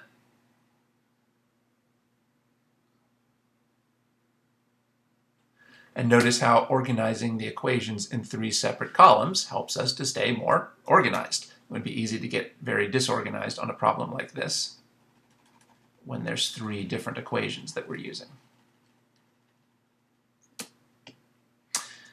Okay, so now we can plug in.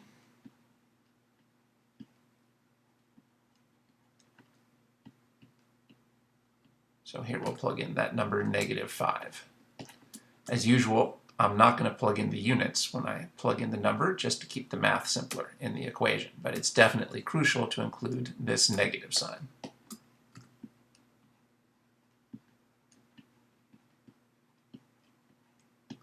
(20 times -5 is -100.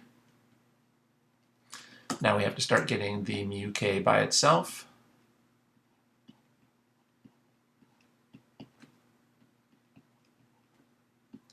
So I'll divide both sides by 196.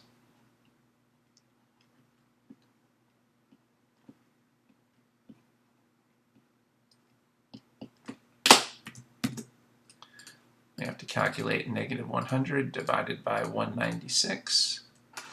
I'll round that off to -0.51. Now we need to get rid of the negative sign.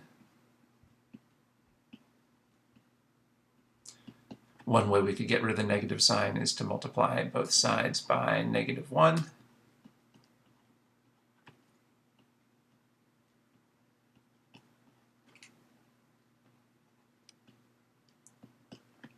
And we ended up with positive 0.51. Now, in order to make the algebra as clear as possible, I've separated all the algebra here into tiny little steps, showing every tiny little step of the algebra. But if your algebra skills are strong, it would be perfectly fine to combine some of these steps or skip some of these steps. Many people, hopefully your algebra skills would be strong enough to skip some of these little steps here and say maybe go straight from here to here or something like that. So I'm showing more steps than you might need to. On the other hand, if your algebra skills are not strong and you oftentimes make algebra mistakes, then I encourage you to imitate my work here and to show every little step.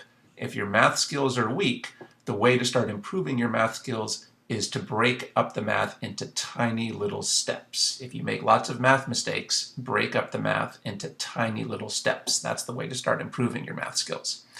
Okay, so here's our result. Now keep in mind that the coefficient of friction has no units. Coefficient of friction has no units, so I won't need to put any units in here. We should ask if this result makes sense. Well, this came out to be positive, and that makes sense because coefficients of friction are never negative. If the coefficient had come out to be negative 0.51, we would know we made a mistake because coefficients of friction are never negative. It would be very easy to get a negative sign if you had made an algebra mistake somewhere along the way. The other thing we can do here to check the size of this answer is keep in mind that typically coefficients of friction are less than 1. It would be very suspicious if this number had come out to be greater than 1. So it's a good sign that this coefficient came out to be between 0 and 1. If the coefficient friction had come out to be greater than 1, that would be a strong clue that we'd probably made a mistake.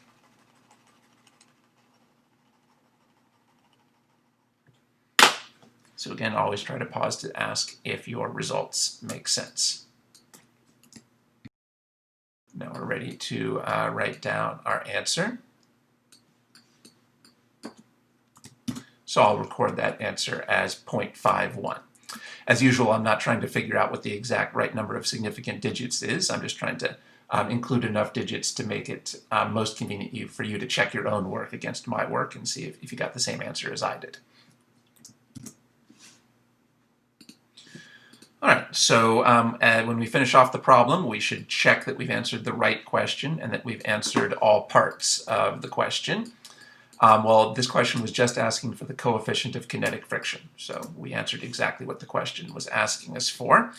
We've already made a check that our answer makes sense. We saw that for this answer, coefficients of friction don't have units.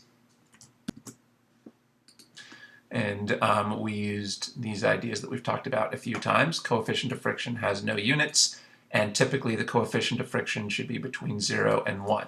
So if the coefficient of friction is not in this range, that's a strong sign that you've made a mistake on the problem. Do some more work to make sure that our results on this problem really make sense. So we determined on this problem that the object is slowing down. Does that really make sense? What force is causing the box to slow down? You might want to pause the video and come up with an answer to that. Well, I hope that was easy for you. It's the frictional force. The frictional force is causing this box to slow down. The object is moving to the right, but the frictional force is opposing that motion by pointing to the left. So the frictional force is trying to slow the object down. Now let me ask you another question. As I said, the box is moving to the right. So my question is, what force is causing the box to move to the right? I hope that you paused the video and tried to come up with an answer to that. I hope you answered none. Notice none of these forces are pointing to the right. None of these forces are pointing to the right. The object is moving to the right even though there's no forces pointing to the right. Now, that does not mean we made a mistake. There's no contradiction or paradox there. That's perfectly reasonable. We don't need a force to cause the box to move to the right. I think we talked about this issue already, but let's reinforce those ideas. Remember that according to Newton's first law, once an object begins moving in a certain direction, it has a natural tendency, according to Newton's first law, to continue moving in that same direction. Well, in this problem, the box was already moving when the problem began. And again, we inferred or assumed on this problem that the box was moving to the right at the beginning. So our approach for this problem was to assume that the box was already moving to the right when the problem began. So if the box was already moving to the right when the problem began, it already had a natural tendency to continue moving to the right. And therefore, no force is required for the box to continue moving to the right. It's just obeying its natural tendency and continuing to move to the right.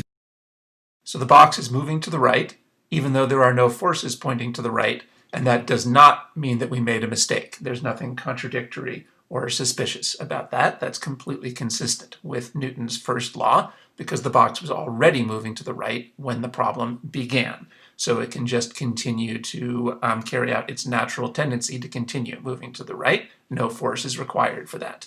Once an object is moving, no force is required for it to continue moving. If the object was already moving to the right when the problem began, no force is required for it to continue moving to the right. Now remember that the natural tendency for the object would be to continue moving at constant speed. The natural tendency is to continue moving at constant speed. In this problem, we know the object was actually slowing down. So that's what we have to explain.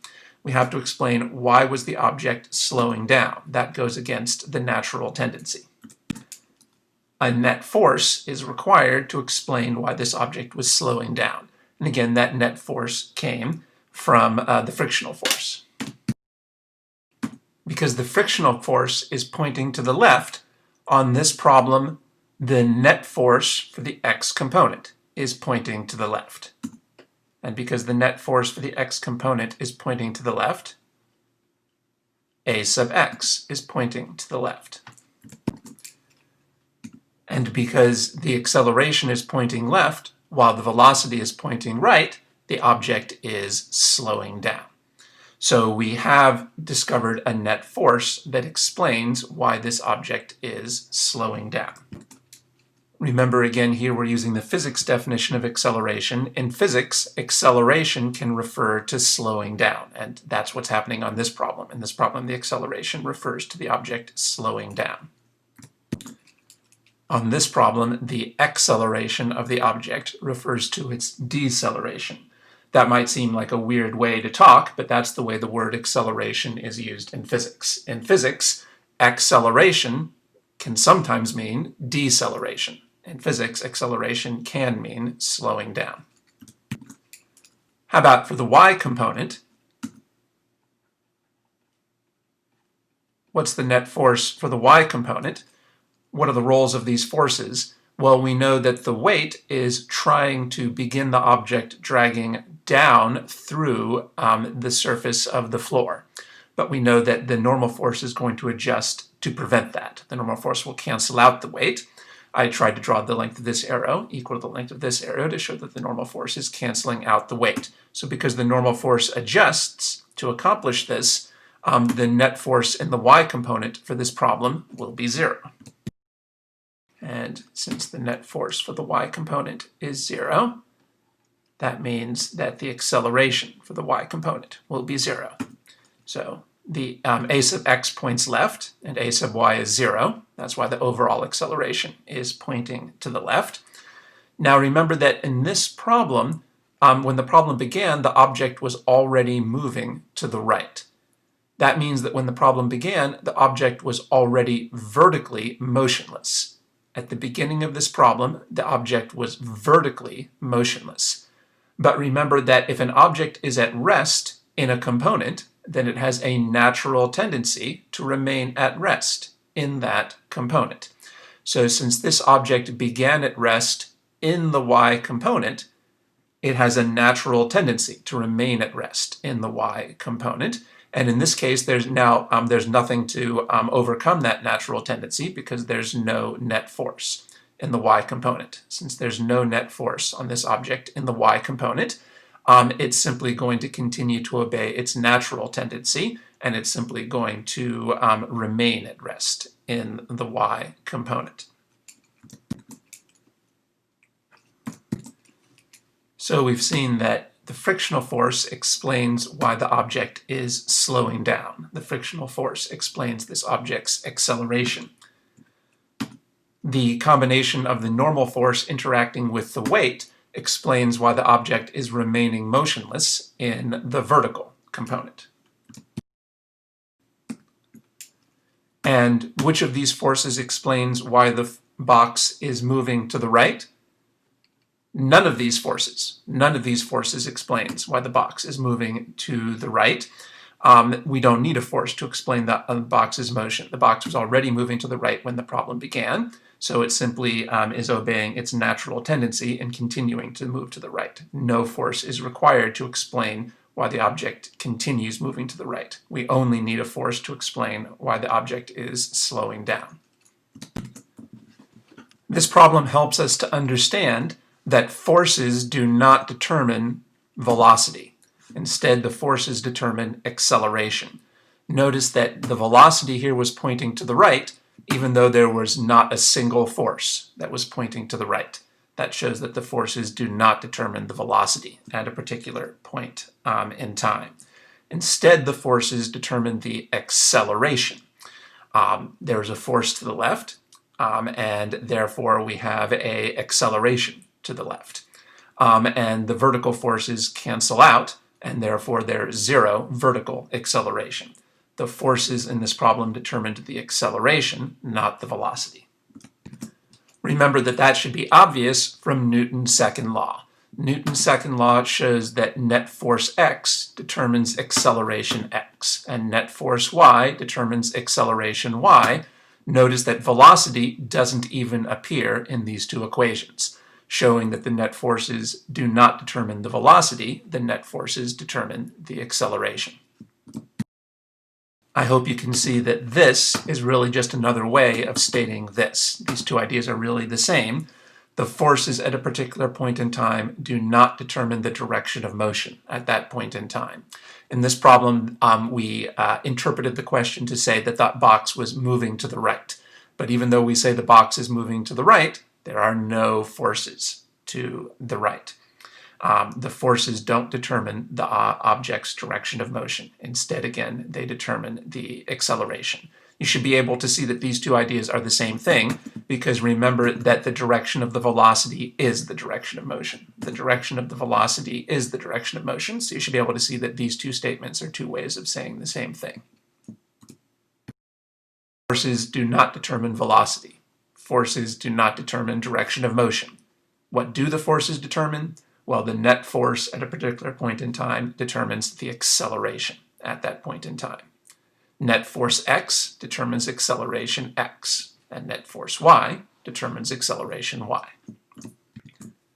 I think this is the first problem that we've worked on where an object was moving in a direction even though there were no forces in that direction. So I hope that this problem will help you to get a deeper understanding of that possibility.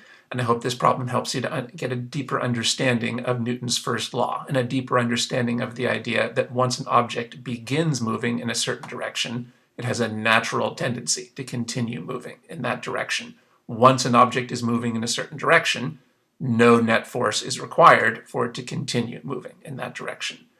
Net forces are only required in that case for the object to speed up or slow down or change its direction of motion.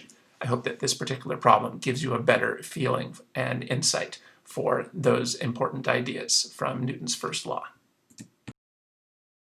This analysis shows the importance of thinking in terms of components. Our analysis for this x component was separate and different from our analysis for the y component. You have to think about the two components separately. Make sure that you're using the exact right symbols. There's a huge difference between the symbol v, say, and the symbol a. Students tend to confuse velocity and acceleration. Make sure you're not confusing velocity and acceleration or the v and the a symbols. Make sure you're using the right subscripts to show what component you're thinking about.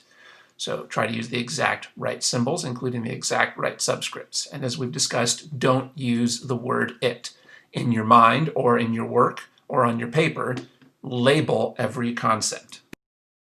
Do you see how useless what I have written down now is? Do you see how this is like using the word it?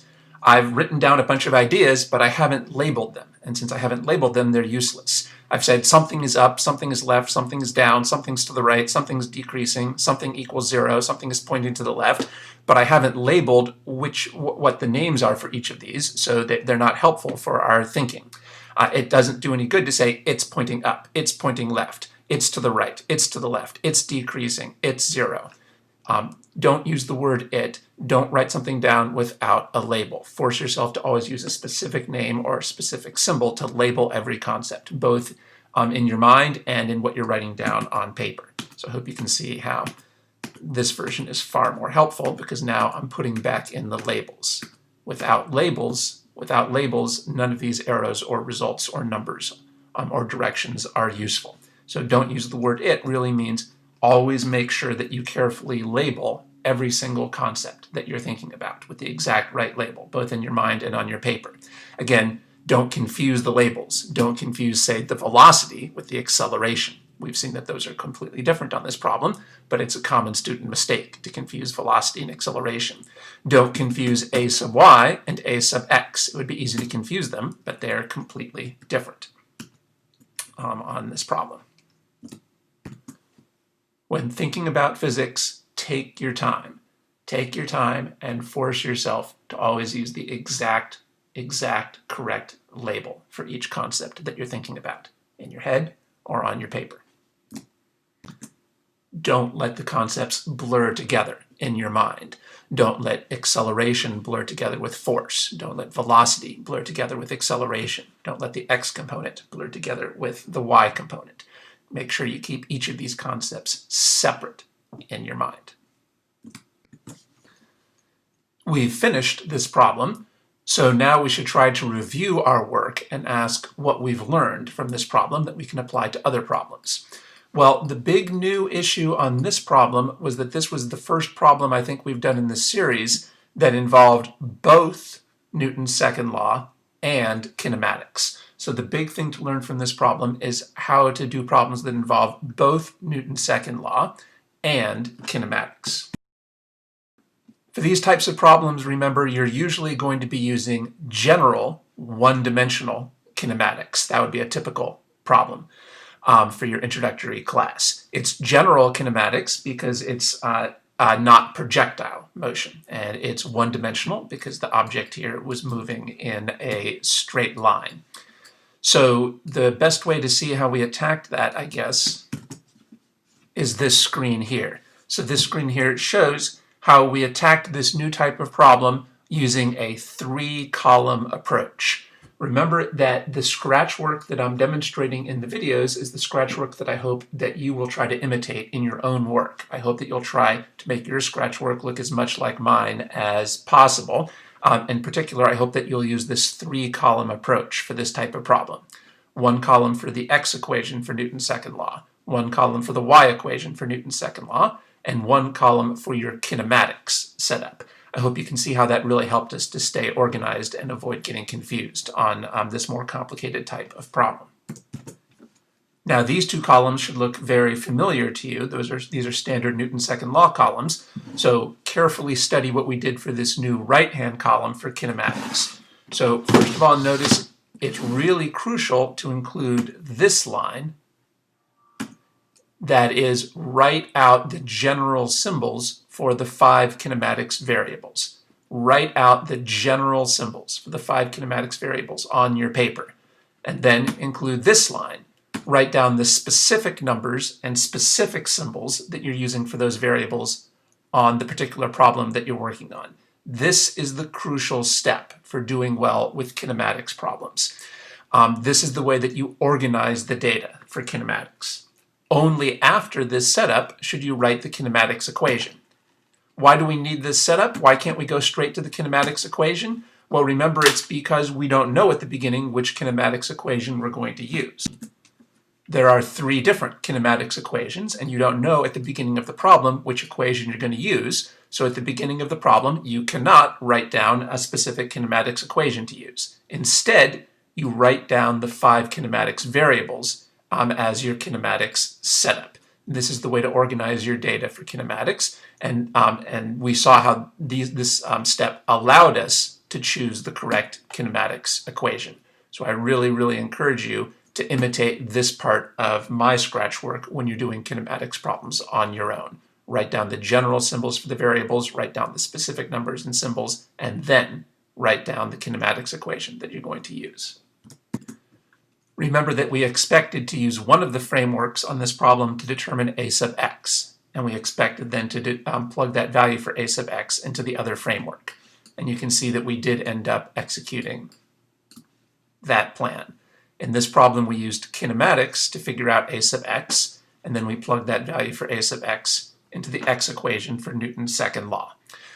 But remember other problems, so in this case, on this problem, we went like this. We used kinematics to figure out a sub x and plugged that into Newton's second law. But please keep in mind that there will be other problems. On other problems, you might have to go in this direction. On other problems, you might use Newton's second law to find the acceleration and then plug that acceleration into kinematics. Either of these two directions is common on these types of physics problems. Now, when you have three different columns of math, how do you know which column to work on first? Well, remember, you can do that by counting the unknowns. Remember, we started in this column. In a sense, we were most interested in this column. This was the most interesting column because this was the column that had mu sub k, and mu sub k is what the problem was asking us for. But nevertheless, even though this was the most interesting column, we couldn't start with this column because it had too many unknowns. This column had three unknowns, mu sub x and an a sub x at the beginning. So we had to postpone this column until we could substitute out some of those unknowns. This was a good column to work with early because there was only one unknown, little n. And this was a good column to work with because remember that in kinematics, you need to know three values to pick an equation. You need to know three variables to pick a kinematics equation. You need to know three variables to pick a kinematics equation because the kinematics equations have four variables. Since the kinematics equations have four variables, you need to know three variables before it's helpful to pick a kinematics equation. Well, notice that from the beginning, we could see from our setup that we already knew three variables. So we were able to pick a kinematics equation.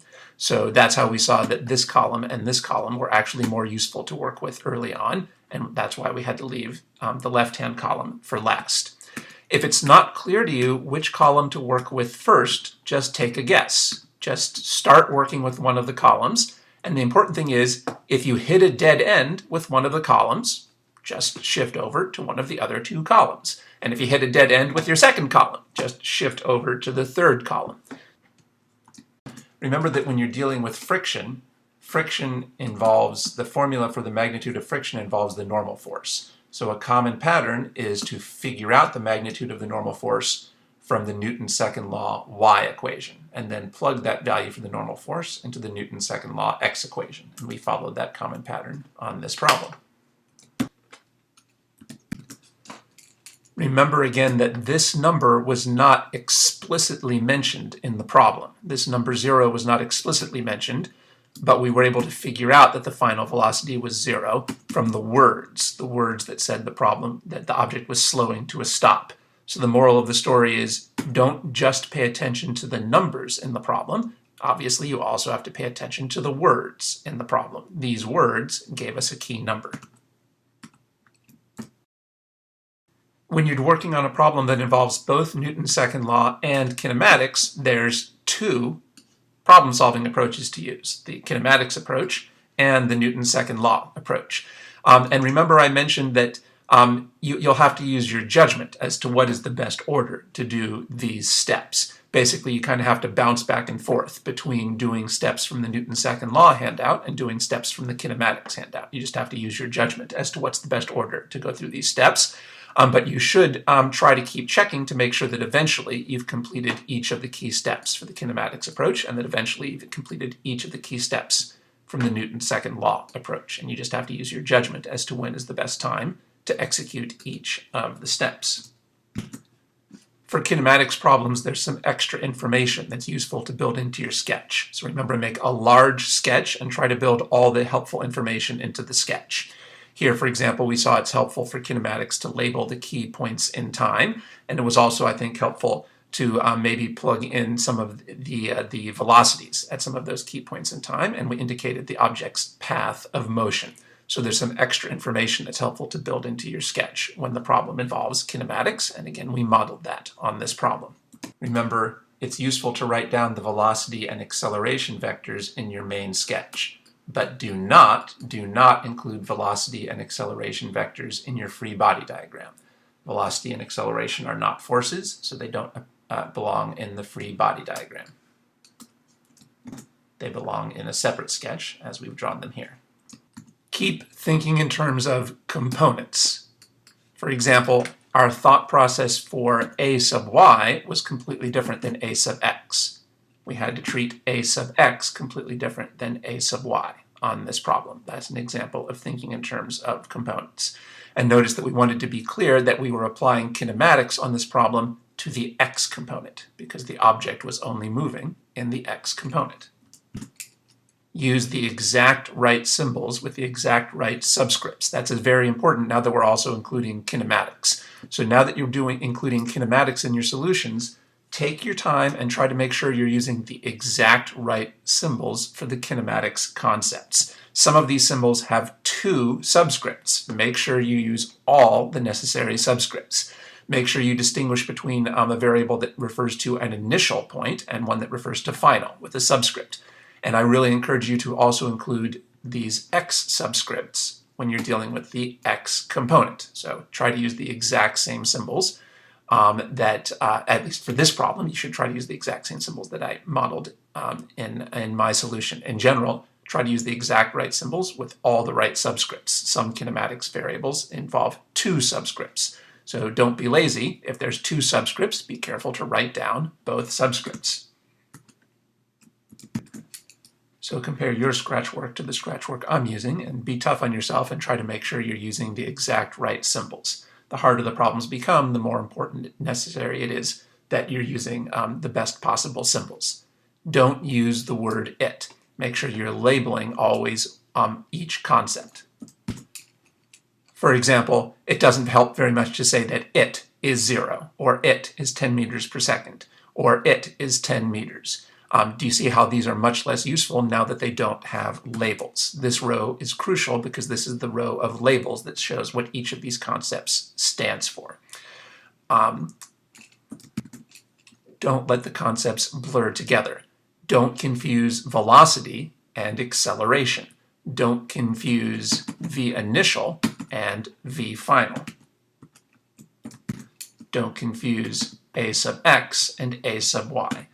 When you work with physics, you work with a lot of similar sounding concepts, but it's important that we don't confuse them and don't let them blur together in our minds. And the way to fight against that is to always label each concept that we're working with. Don't use the word it, always use a name or a symbol to label each concept, both in your mind and also in the scratch work that you write down on paper.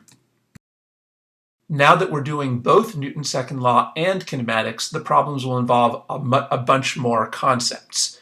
Before, we were working just with concepts like force and mass and acceleration. And now we've added a whole collection of new concepts like time and velocity and displacement. So there's more concepts to juggle, and it becomes all the more important that we always label exactly what concept we're thinking about at each point in the solution, and that we don't let the different concepts blur together in our minds. By the way, this is a good time for me to maybe say congratulations.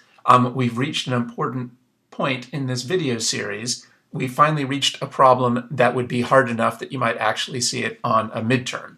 So all the previous problems in this video series would probably be too easy to come up on most physics midterms. The earlier problems would probably be too easy for a physics midterm. We just had to cover those easier problems so we could build up our skills. But now we've finally gotten to the point where we're covering problems that are hard enough that you could actually see them on a midterm. So most of the remaining problems in this series will be difficult enough that you might actually see them on a physics midterm. But I should warn you that even though this problem is difficult enough that it might appear on a midterm, it's still pretty easy compared to most of the problems that typically appear on midterms. Most midterm problems are more difficult and more complicated than this problem. So we still need to continue building up our skills steadily for these types of Newton's second law problems so that we can eventually get to those harder and more difficult problems that are more likely to appear on midterms and on final exams. And remember, again, the way to get to the point that you can do those harder problems is to use these problems as an opportunity to build your skills. So if you're building the habit of thinking in terms of components, of using the exact right symbols, of always labeling each concept and not letting the concepts blur together, If you're modeling your scratch work on the type of scratch work that I'm using in these videos, if you're trying to be systematic with a free body diagram and a force table, and then for this type of problem, the 3-column approach, if you keep practicing those techniques, those are the techniques that will let you develop the habits that will allow you to succeed on the more and more difficult problems that will be more and more typical of what you might actually see on exams. So as you continue to work through the remaining problems in this video series, you should be gradually getting to those more and more difficult problems that are more and more typical of what you're likely to see in physics exams. Did you find this video to be helpful?